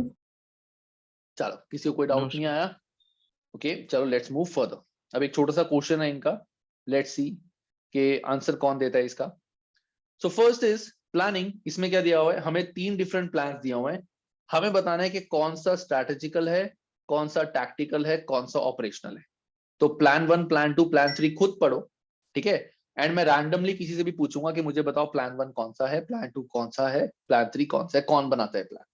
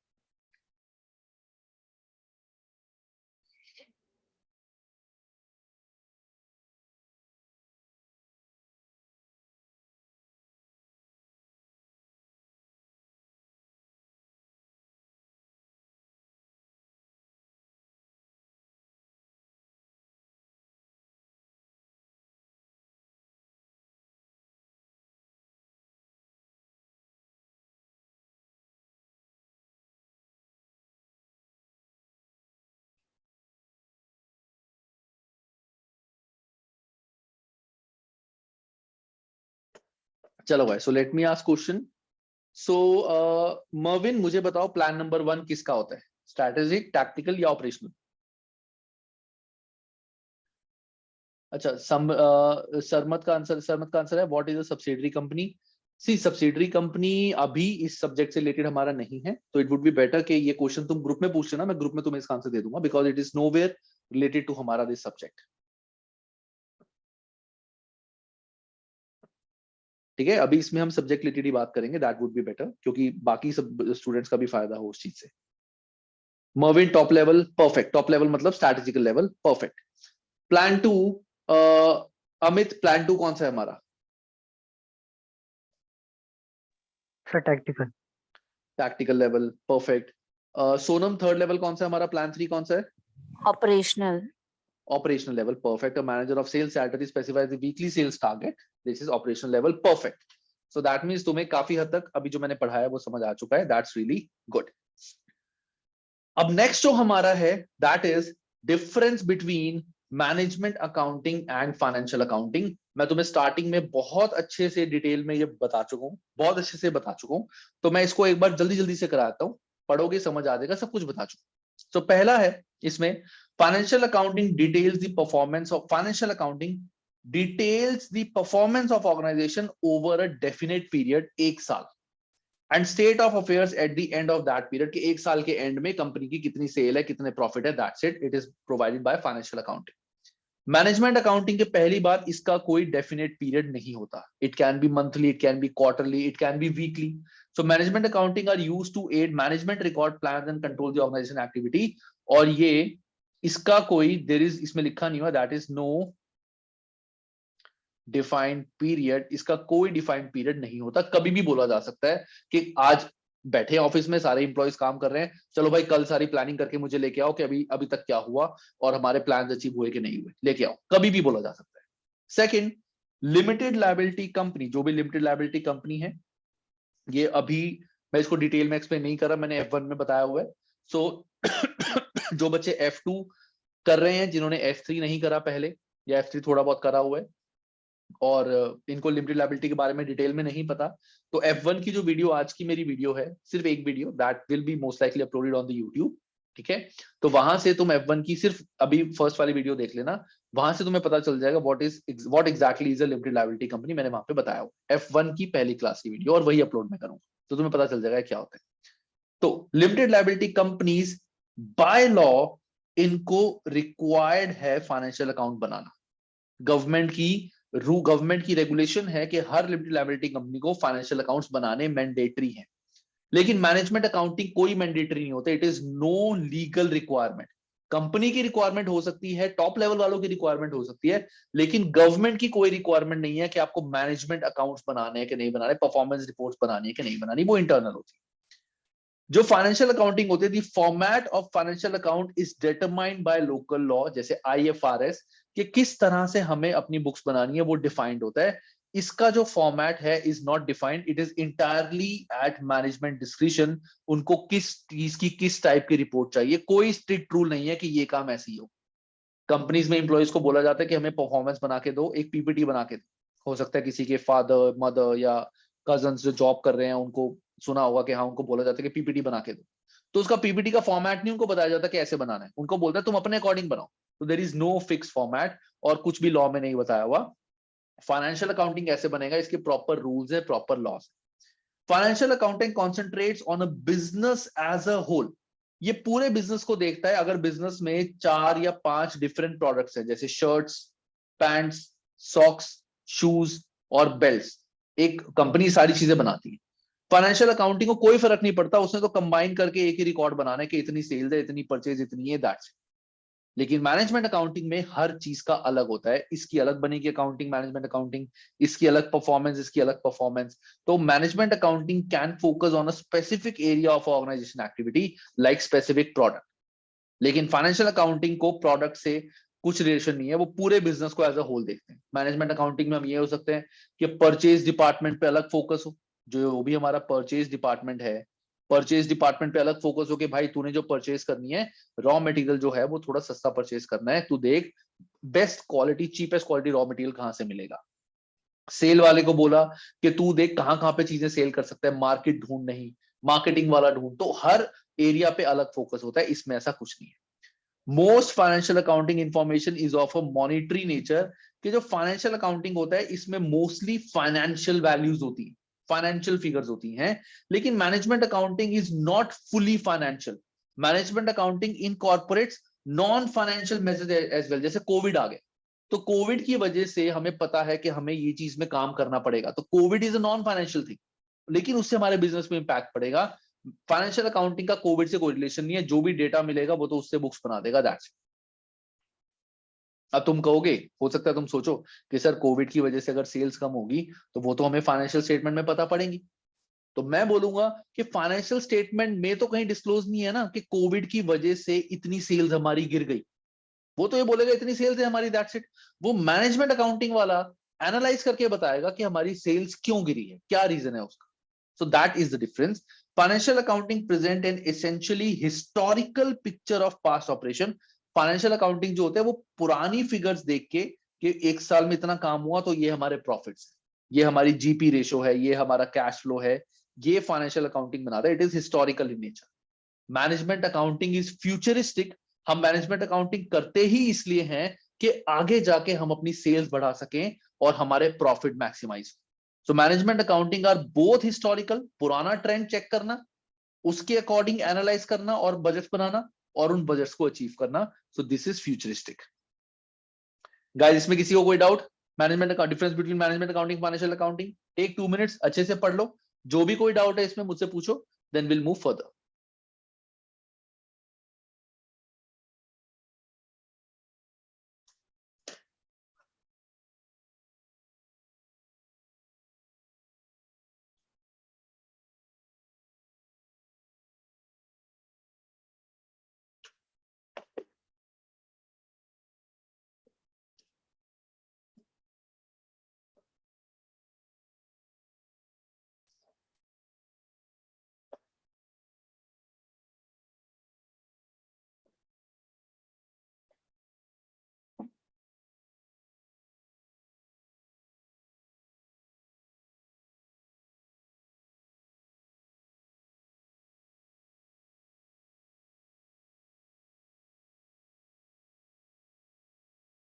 Sir, management को डिटेल इंफॉर्मेशन चाहिए होती है? हाँ, मैनेजमेंट को बहुत डिटेल इंफॉर्मेशन चाहिए। मैनेजमेंट फाइनेंशियल अकाउंटिंग भी चेक करती है, मैनेजमेंट अकाउंटिंग एक्सटर्नल इंफॉर्मेशन भी लेके आती है, कॉम्पिटिटर भी लेके आती है, गवर्नमेंट रेगुलेशंस भी चेक करती है। तो बहुत सारी जगहों से मैनेजमेंट इंफॉर्मेशन कलेक्ट करती है, उसके अकॉर्डिंग फ्यूचर की प्लानिंग करते हैं कि आगे कैसे करना है। They need a detail information.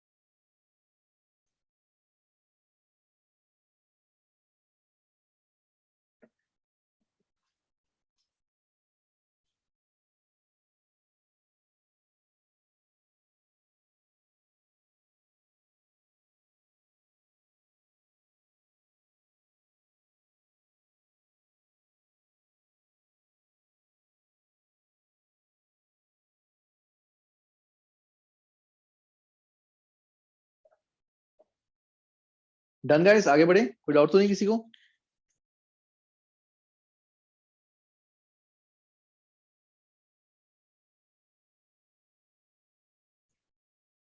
No sir. मुझे कोई आंसर नहीं आया, चलो आगे बढ़ते हैं। एक आंसर आया, सॉरी। चलो गाइस, अभी हमारे पास एक क्वेश्चन है, which of the following statement about management accounts are true? इसका अपना आंसर निकालो और मुझे बताओ। तो I will ask any student, इसका आंसर क्या है?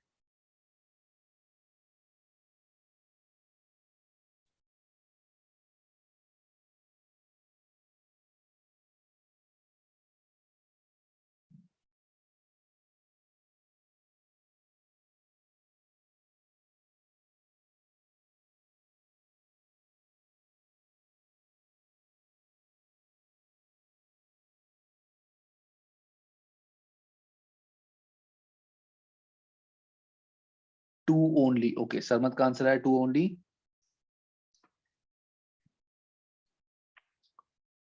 Yes, sir. बाकी सारे Two बच्चे only. बताओ टू ओनली। ओके, बाकी सारे बच्चे Mervyn 2 and 3। Okay, Mervyn is saying 2 and 3। और बताओ गाइस। सो मेरे पास इसके अभी दो ऑप्शन आए हैं, दो बच्चों ने बोला इसको, दो बच्चों ने 2 बोला है, एक बच्चे ने 2 and 3 बोला है। और बताओ गाइस जल्दी से। 1 and Sir, 2 2 Sonam. and 3, Sir, 2. 2 and 3, Sonam ने 1 and 2, 2 and 3, 2, sir, 2 and 3. 2 and 3, 2 only. Naila ने बोला 2 ओनली। ठीक है। सो गाइज यहाँ पे पहला ऑप्शन जैसे सभी ने देख लिया कि पहला ऑप्शन तो नहीं है। So guys Sonam, there is a legal requirement to prepare management accounts. Management accountant बनाने की कोई लीगल रिक्वायरमेंट नहीं है। फाइनेंशियल अकाउंट बनाने की लीगल रिक्वायरमेंट है, मैनेजमेंट अकाउंट बनाने की लीगल रिक्वायरमेंट नहीं है। दैट मीन्स फर्स्ट तो हमारा आंसर है ही नहीं, तो ना 1 होगा हमारा आंसर, ना 3 होगा। पहले मुझे बताओ सोनम, ये डाउट क्लियर है? Yes, sir. Then 2 only. Okay, so 2 है, the format of financial accounts is largely defined by law। हाँ ये भी सही है, तो सही है हमारा, तो 2 तो बनता है। Management accounts serves as a future planning tool and are not used as historical record। This statement is false। ये काफी ज्यादा कंफ्यूजिंग स्टेटमेंट है, तो जिन बच्चों ने 2 and 3 आंसर दिया है वो काफी हद तक सही है, लेकिन आई थिंक इसका आंसर 2 ही है। रीजन क्या है? ये कह रहे हैं it serves as a future planning tool, management accounts, but are not used for historical record। but management account historical record में भी यूज होता है कि पहले हमारी इतनी सेल्स हुई थी, पहले हमारी कॉस्टिंग इतनी आती थी, उसके अकॉर्डिंग आगे क्या होगा। तो it is used as a historical record क्योंकि हम हिस्टोरिकल रिकॉर्ड को यूज करके ही फ्यूचर प्लानिंग करते हैं। तो मैनेजमेंट अकाउंट्स जो हम अकाउंट्स बनाते हैं, देखो मैनेजमेंट अकाउंटिंग तुम कह सकते हो, ध्यान से सुनना, मैनेजमेंट अकाउंटिंग को तुम कह सकते हो कि वो फ्यूचर के लिए बनती है, लेकिन जो मैनेजमेंट अकाउंट्स बने होते हैं, जो हमने मैनेजमेंट अकाउंट हर 3-3 महीने के बनाए हैं, तो अगर हम यहां पे खड़े हैं तो हम इनको हिस्टोरिकल डेटा को यूज कर सकते हैं कि देखो पिछले साल इस क्वार्टर में हमने ऐसे करा था, इस साल इस क्वार्टर में ऐसे हो रहा है। तो it is wrong. So I think the answer is 2 only. Let me just check, मैं पीछे भी चेक करता हूं एक बार इसका आंसर। यस, इसका आंसर इज 2 ओनली। आंसर इसका 2 ओनली ही है। थर्ड ऑप्शन क्यों नहीं है, मैं दोबारा से बताता हूं ताकि कंफ्यूजन ना रहे। थर्ड ऑप्शन इसलिए नहीं है क्योंकि यहाँ पे लिखा हुआ है कि जो मैनेजमेंट अकाउंट्स हमने बनाए हैं, जो भी हमने जितनी भी स्टेटमेंट्स बनाई हैं, जो भी पीपीटीज बनाई हैं, वो आगे कभी यूज नहीं हो सकती। एक बार बना दी वो आगे कभी यूज नहीं हो सकती। That is wrong. It can be used as a historical record as well. सबको क्लियर है गाइस ये बात?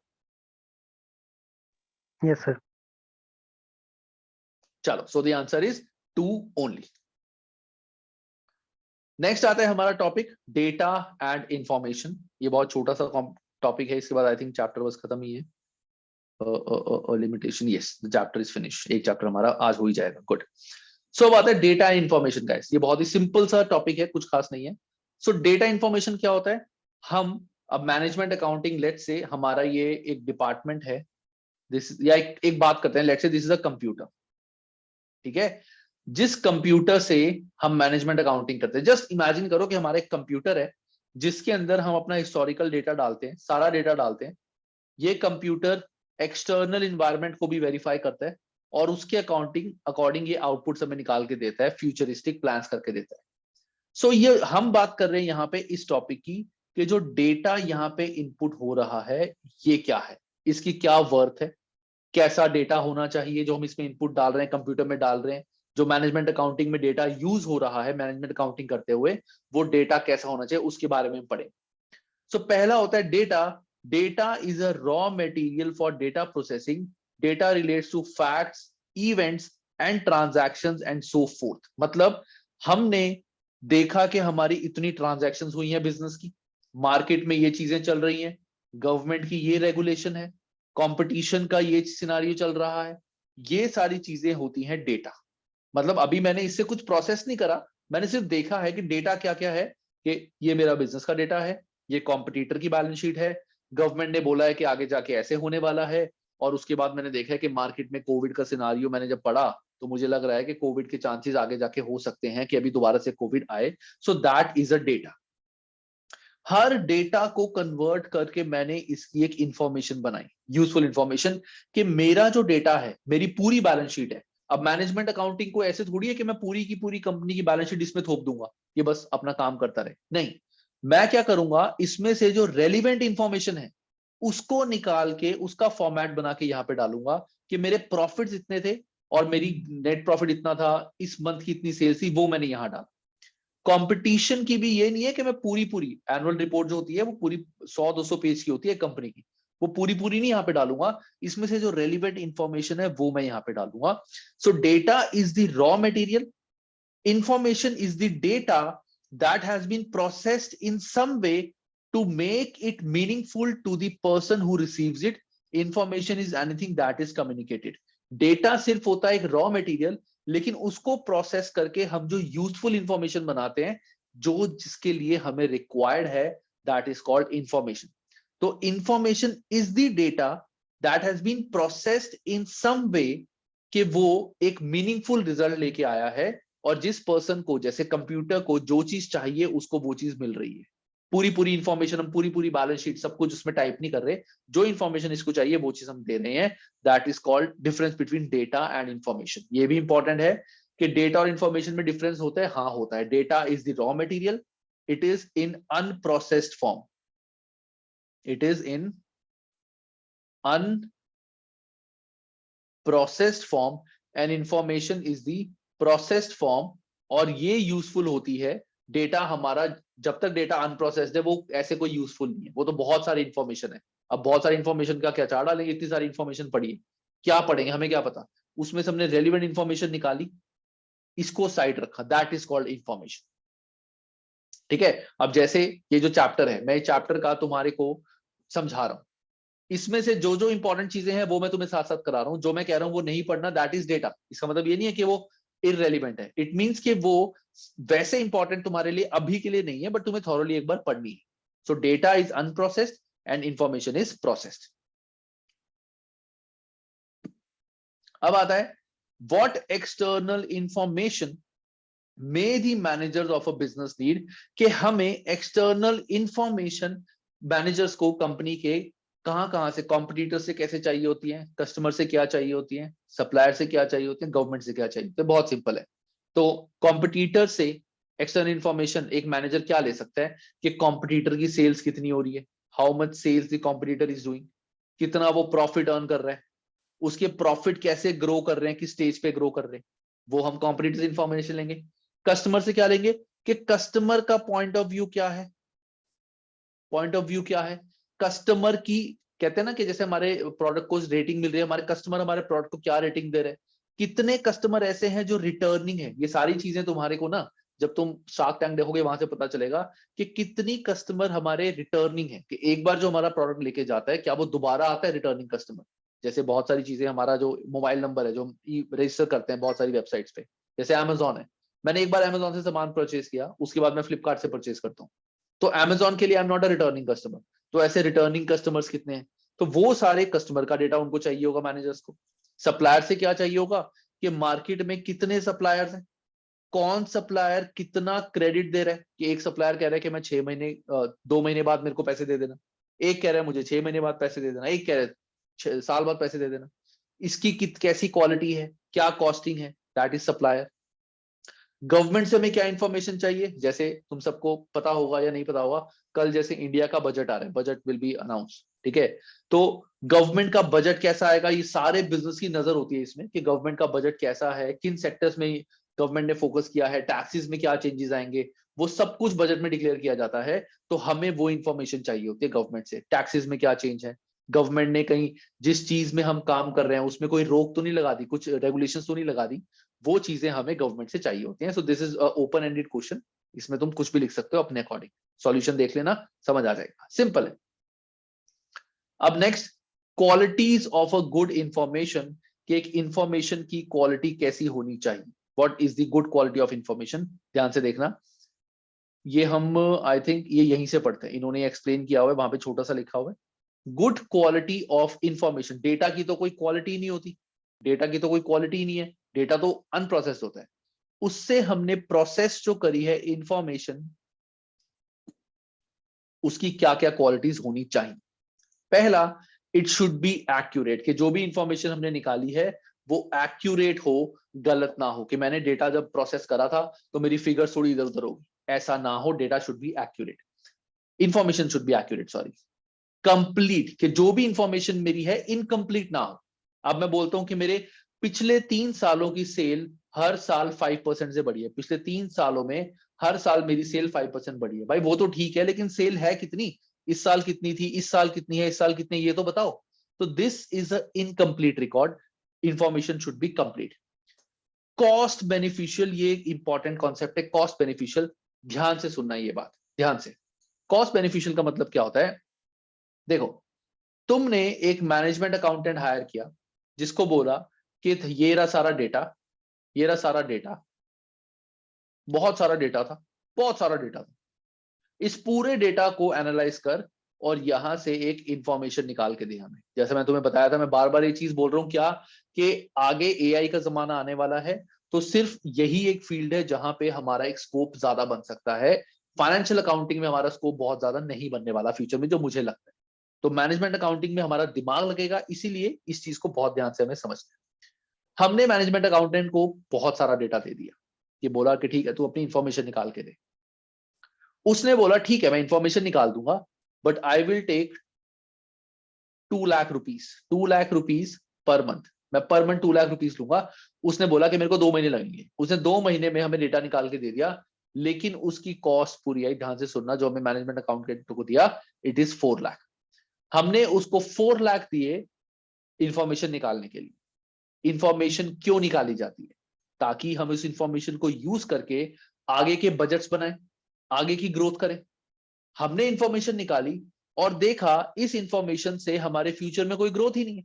इंफॉर्मेशन गलत नहीं है, इंफॉर्मेशन बिल्कुल सही है, लेकिन इस इंफॉर्मेशन का कोई रोल ही नहीं है, क्योंकि ऐसे ही चल रहा है, कोई चेंज ही नहीं हो सकता। हम ना कोई नया प्रोडक्ट लॉन्च कर सकते, हम ना कुछ कर सकते, तो मतलब इस इंफॉर्मेशन का हमारे को कोई बेनिफिट ही नहीं होने वाला। हमने 4 लाख रुपए फालतू में पड़ दिए, इंफॉर्मेशन का कोई यूज ही नहीं है। तो कॉस्ट बेनिफिशियल मतलब हमें जब भी हम कोई भी खर्चा करते हैं इंफॉर्मेशन निकालने के लिए, तो हमें वही खर्चा करना है जहां हमें लगता है कि information will give greater benefit than the cost. अगर कॉस्ट ज्यादा है और इससे हमें बेनिफिट ही सिर्फ 1-2 लाख का होने वाला है, तो हम वहां पे खर्चा नहीं करेंगे और वो इंफॉर्मेशन का कोई फायदा ही नहीं। So a company will not be willing to pay an excessive amount to view the transactions that have incurred through its account. The cost of collecting and presenting the information should therefore be evaluated. कि जो information की cost है, या तो cost कम करो या information के benefit ज्यादा हो, कॉस्ट बेनिफिट एनालिसिस। नेक्स्ट आता है यूजर टारगेट। जो इंफॉर्मेशन हमने निकलवाई, हमने कहा था कि इंफॉर्मेशन हमें इस टाइप की निकाल के दे कि हम कौन सा नया प्रोडक्ट आगे लॉन्च कर सके। हमने उसको बोला मैनेजमेंट अकाउंटेंट को कि भाई हमें ऐसी इंफॉर्मेशन दे, क्योंकि डेटा ये थोड़ी कि खाली कंपनी की इंटरनल सेल्स है, इसमें तो आउटसाइडर्स वो सारी इंफॉर्मेशन है। तो हमने उसको बोला कि एनालाइज करके हमें बता कि हम कौन सा प्रोडक्ट नया लॉन्च कर सकते हैं। लेकिन हुआ क्या, उसने हमें यह बता दिया कि आपकी पुरानी ट्रेंड क्या चल रही है, आगे जाके आप ये कर सकते हो। मैंने कहा भाई आगे जाके मुझे अपनी सेल्स बढ़ानी है, उसका तो कोई रिलेशन ही नहीं है। सेल्स मेरी कितनी बढ़ानी है वो चीज तो मैं पूछ ही नहीं रहा था भाई, मैं तो ये पूछा था कि प्रोडक्ट कौन सा नया लॉन्च करे। तो दैट इज यूजर टारगेट। जिस यूजर को जैसी इंफॉर्मेशन चाहिए वो इंफॉर्मेशन वैसी ही बननी चाहिए, वरना इंफॉर्मेशन वेस्ट है। Relevant information should be relevant, irrelevant नहीं होनी चाहिए। कि ऐसा नहीं है कि हमने डेटा में से मैंने इतना सारा इकट्ठा करके बस पकड़ा दिया कि ये इंफॉर्मेशन ही मैंने निकाल के दी, जो कि mostly I am telling you, mostly companies के अंदर जो इंप्लॉइज होते हैं जिनको बोला जाता है पीपीटीज बनाने के लिए, वो ऐसे ही करते हैं। वो कॉपी कर लेंगे और अपनी पीपीटी में पेस्ट कर देंगे, कुछ चीजें कॉपी करके पेस्ट कर देंगे। वो डेटा को रेलिवेंट नहीं बनाते, जो इन्फॉर्मेशन है उसको रेलिवेंट नहीं बनाया कि हमें रेलिवेंट इन्फॉर्मेशन निकाल के।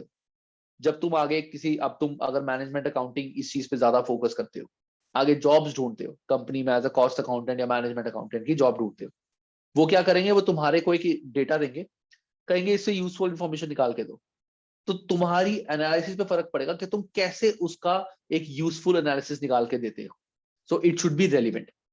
Authoritative मतलब the information within the bank statement can be used for the control purpose as bank is considered reliable and authoritative source।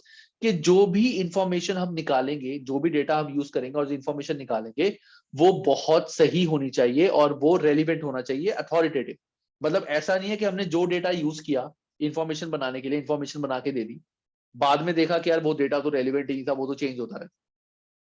कल को हमने इंफॉर्मेशन बना के मैनेजमेंट को दी, मैनेजमेंट ने बोला मुझे प्रूफ दो आपने डेटा कहां से उठाया, मैंने कहा मैंने तो गूगल पे एक जगह पैराग्राफ में लिखा होता वो उठा ली। दैट इज नॉट अथॉरिटेटिव, कोई प्रूफ नहीं है उसका। तो ऐसी इंफॉर्मेशन दो जिसका एक प्रूफ हो, जैसे पुरानी कंपनीज दूसरी कंपटीशन की प्रिंटेड बैलेंस शीट्स जो उन्होंने पब्लिश करी हुई, बैंक की कोई सेक्शंस जो प्रॉपर आए हुए हैं, वो चीज निकाल के दो। Timely information time to time मिलनी चाहिए। अगर मेरा 1 महीने काम हुआ, मैंने इस महीने की इंफॉर्मेशन 5 महीने बाद दी कि 5 महीने पहले ये काम हुआ था, वो कहेगा मुझे क्या करना है, इसके बाद तो 4 महीने और निकल गए, इस महीने की ग्रोथ मुझे तो यहाँ पे बताता तभी तो मैं नेक्स्ट मंथ में चेंज कर सकता था, अब तो 4 मंथ निकल गए, मैं क्या करूं इस मंथ की इंफॉर्मेशन का, लेटेस्ट मंथ की इंफॉर्मेशन दे मुझे। तो it should be timely and last is it should be easy to use. Sir मैं जस्ट 1 सेकंड में एक बार पहले बता दूं फिर बताता हूं हमारा point. It should be easy to use कि जो भी फॉर्मेटिंग हम यूज कर रहे हैं, जो भी पीपीटी बना रहे हैं, जो भी कर रहे हैं, it should be easy and understandable. Easy to use और इसको हम बोलते हैं अंडरस्टैंडेबल, के इतना कॉम्प्लेक्स नहीं रिपोर्ट हमें बनानी कि समझ में। अच्छा सरमन ने पूछा sir relevant information fundamental information है या एनहांसिंग इंफॉर्मेशन। रेलिवेंट इंफॉर्मेशन देखो चाहे एनहांसिंग हो चाहे fundamental, it doesn't matter. Relevant information मतलब जिस पर्सन को जो इंफॉर्मेशन चाहिए उस चीज के रिगार्डिंग ही उसको इंफॉर्मेशन दे रहे हैं। जैसे मैंने एग्जांपल क्या दिया था, यूजर टारगेटेड ना, उसी टाइप का कि जो इंफॉर्मेशन हम दे रहे हैं वो हमारे लिए रेलिवेंट है। अब मैंने बोला कि मुझे ये बताओ कि अगले साल हम नया प्रोडक्ट कैसा लॉन्च कर सकते हैं, उसने मेरे को इंफॉर्मेशन तो दी, मेरे टारगेट के अकॉर्डिंग बनाई, लेकिन इतनी रेलिवेंट नहीं दी जो मेरे को ये क्लियरली बता सकते हैं कि कौन सा प्रोडक्ट मैं बना सकता हूं। उसने ये बता दिया कि ये भी है, ये भी है, ये भी है, ये भी है, आपके पास 50 ऑप्शन है जो आप काम कर सकते हो। मैं कहूंगा भाई मेरे को तो नहीं कर 50 ऑप्शन का, तो उसमें से मेरे को रेलिवेंट बताना कि मैं इसमें से कौन सा ऐसा है जो मेरे बिजनेस के लिए रेलिवेंट है, जो मेरे एरिया के लिए relevant. That is called relevant information. इसका फंडामेंटल या एनहांसिंग से कोई रिलेशन नहीं।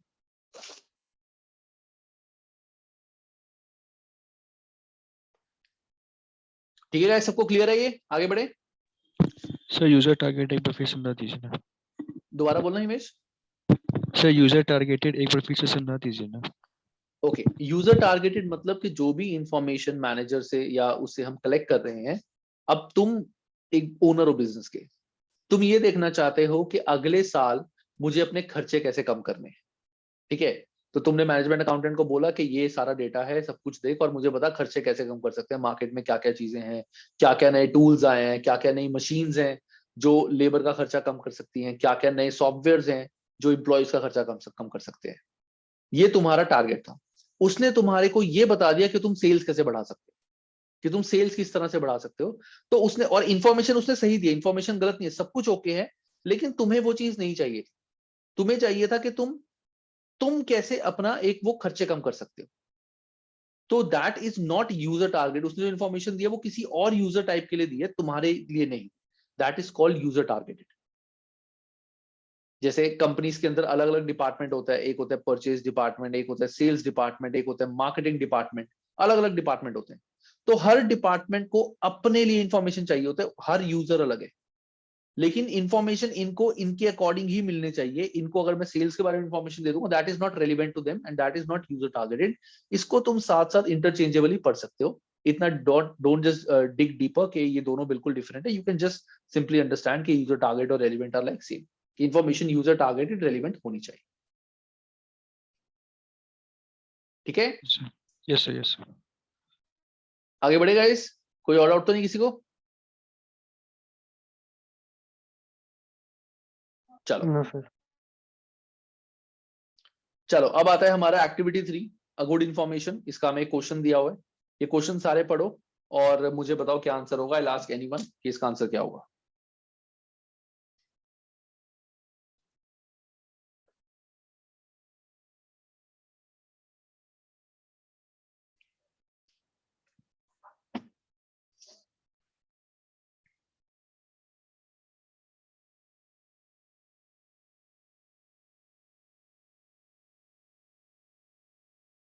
सर ये मल्टीपल रिस्पांस क्वेश्चन है क्या? एब्सोल्युटली राइट, जो दिस आर बॉक्स बना हुआ MR है। है। हाँ, these are multiple response question, MR sorry, multiple response question, absolutely right. और अगर दोनों ऑप्शन सही हुए तभी मार्क्स मिलेंगे, वरना नहीं मिलेंगे।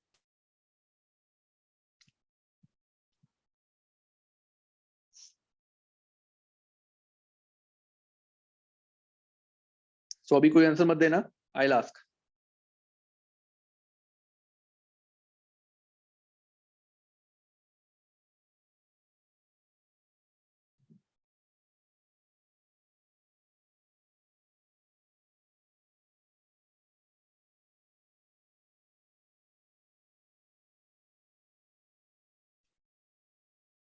इसमें ना गाइस ये 1% हटा लेना, ये आई थिंक ये मिसप्रिंट है, ये 1% नहीं आएगा,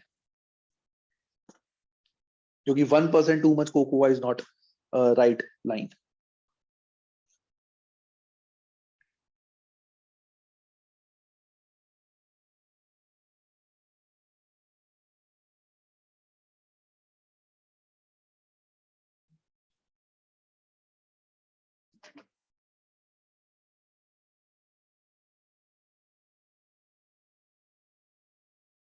चलो नायला आंसर बताओ क्या होगा इसका?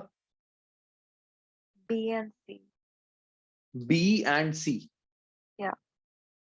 ओके, नायला ने आंसर दिया B and C, and Sarmad, अच्छा सरमद ने भी दे दिया B and C, okay. And Amit, Himesh, Himesh तुम बताओ।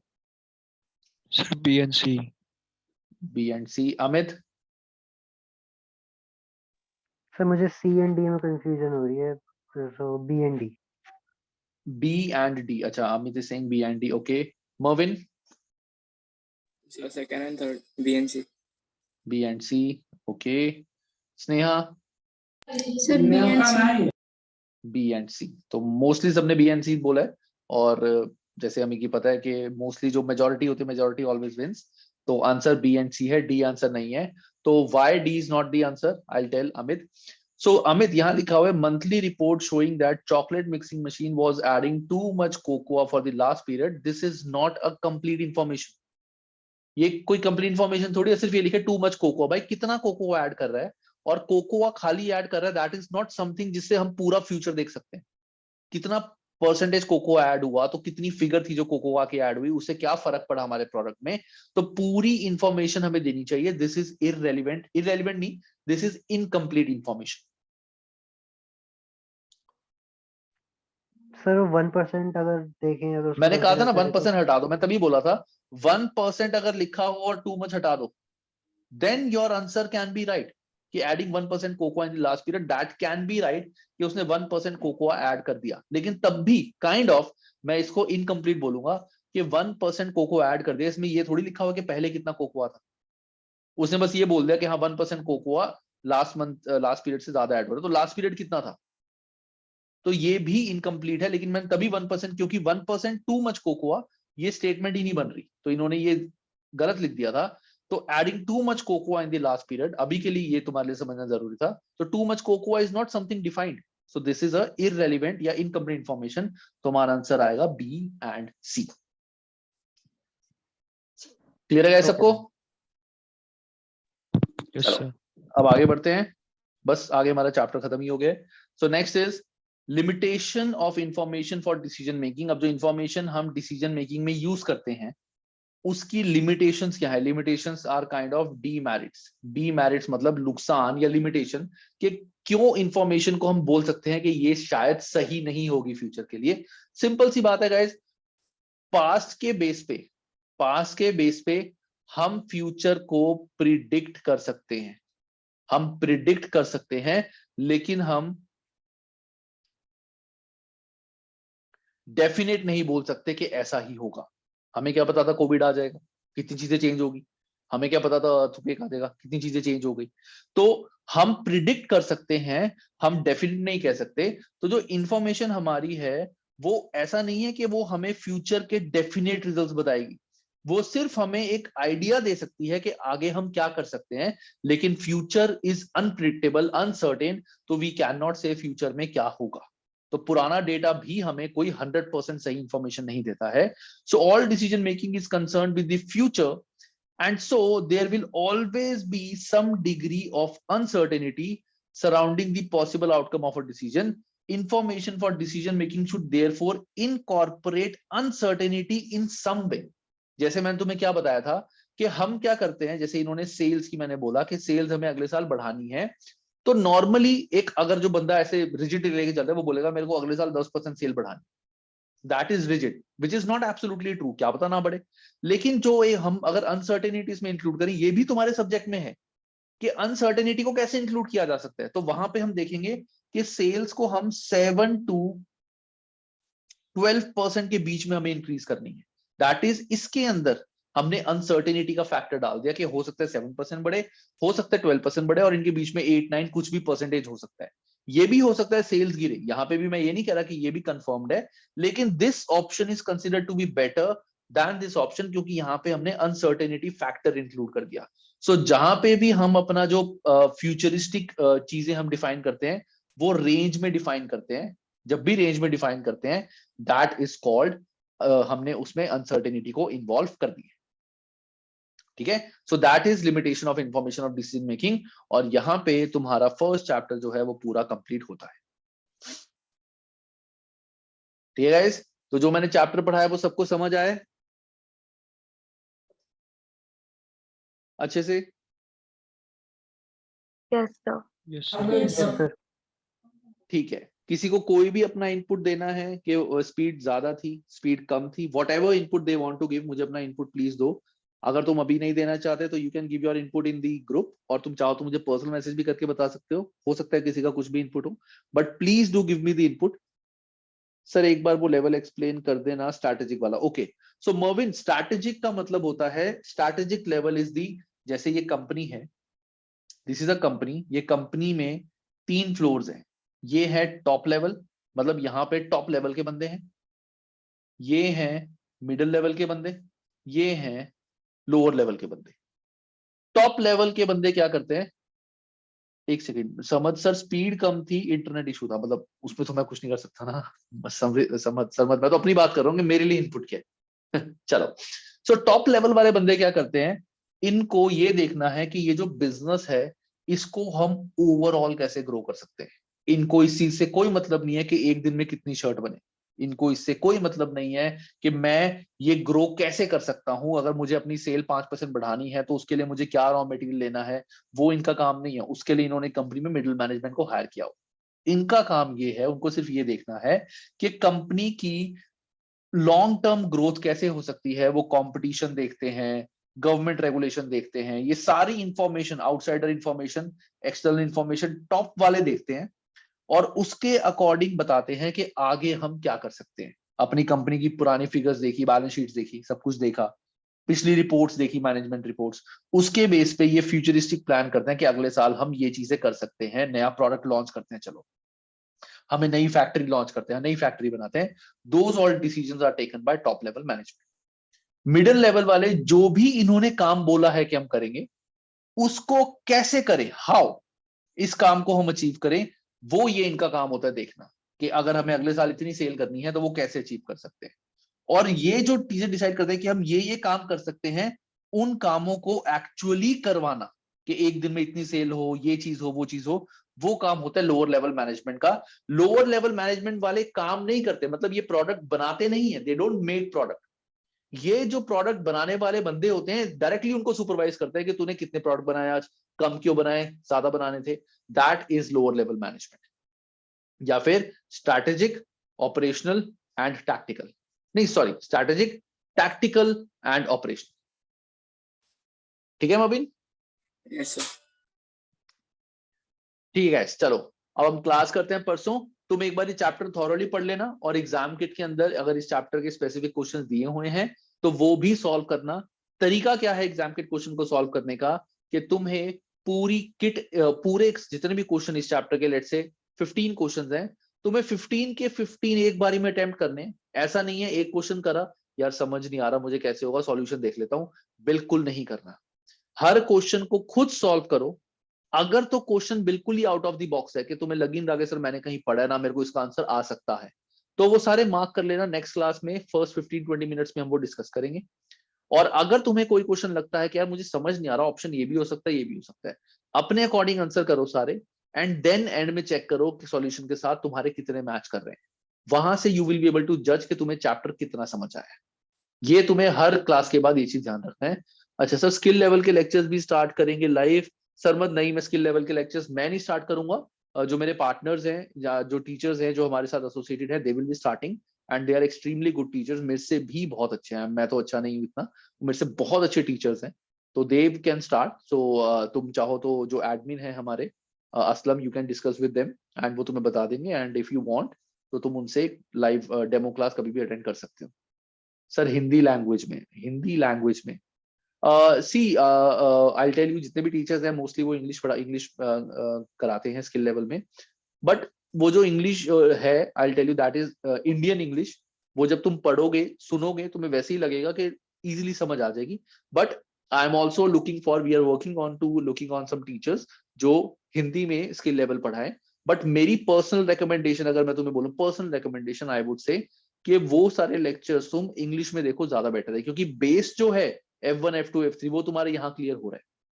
मोस्टली वहां पे तुम्हारे को हर चीज कॉन्सेप्चुअली समझनी है तो वो समझ आती है। But I will work on this, don't worry, we are looking for teachers जो who can teach in English for skill level subjects and professional level subjects. Don't worry, and हमें बहुत जल्दी वो मिल जाएगा इसका कोई भी, and we'll get back to you.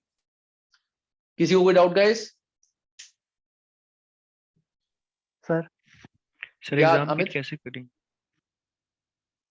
Sir actually I haven't been added to the group. अच्छा वो अभी Aslam is must be hearing, he is our admin, तो असलम तुम्हें ऐड कर देंगे, डोंट वरी, वरना तुम F3 के ग्रुप में लिख दो कि प्लीज एडमिन F2, तुम्हें कर देंगे। ओके ठीक है, या हिमेश? एग्जाम किट कैसे करेंगे? वो अपलोड नहीं है ना उस पे, ऐप पे? अच्छा हाँ, अपलोड नहीं है, कोई बात नहीं, फिर अभी के लिए एग्जाम किट छोड़ो। बुक का भी तुम एक काम करना चाहे तुम अगली जो जब ये रिकॉर्डिंग अपलोड हो जाएगी तुम एक बार वो रिकॉर्डिंग देख लेना बस, ठीक है ना? तुम वो रिकॉर्डिंग एक बार देख लेना दोबारा से, ताकि तुम्हें कॉन्सेप्ट सारे याद हो जाए, don't worry. Okay I'll sir. try to arrange the books at the earliest, don't worry. Chalo, see you guys, let's have class day after tomorrow now, and take care. Bye sir. Bye guys. Bye sir. Bye, sir.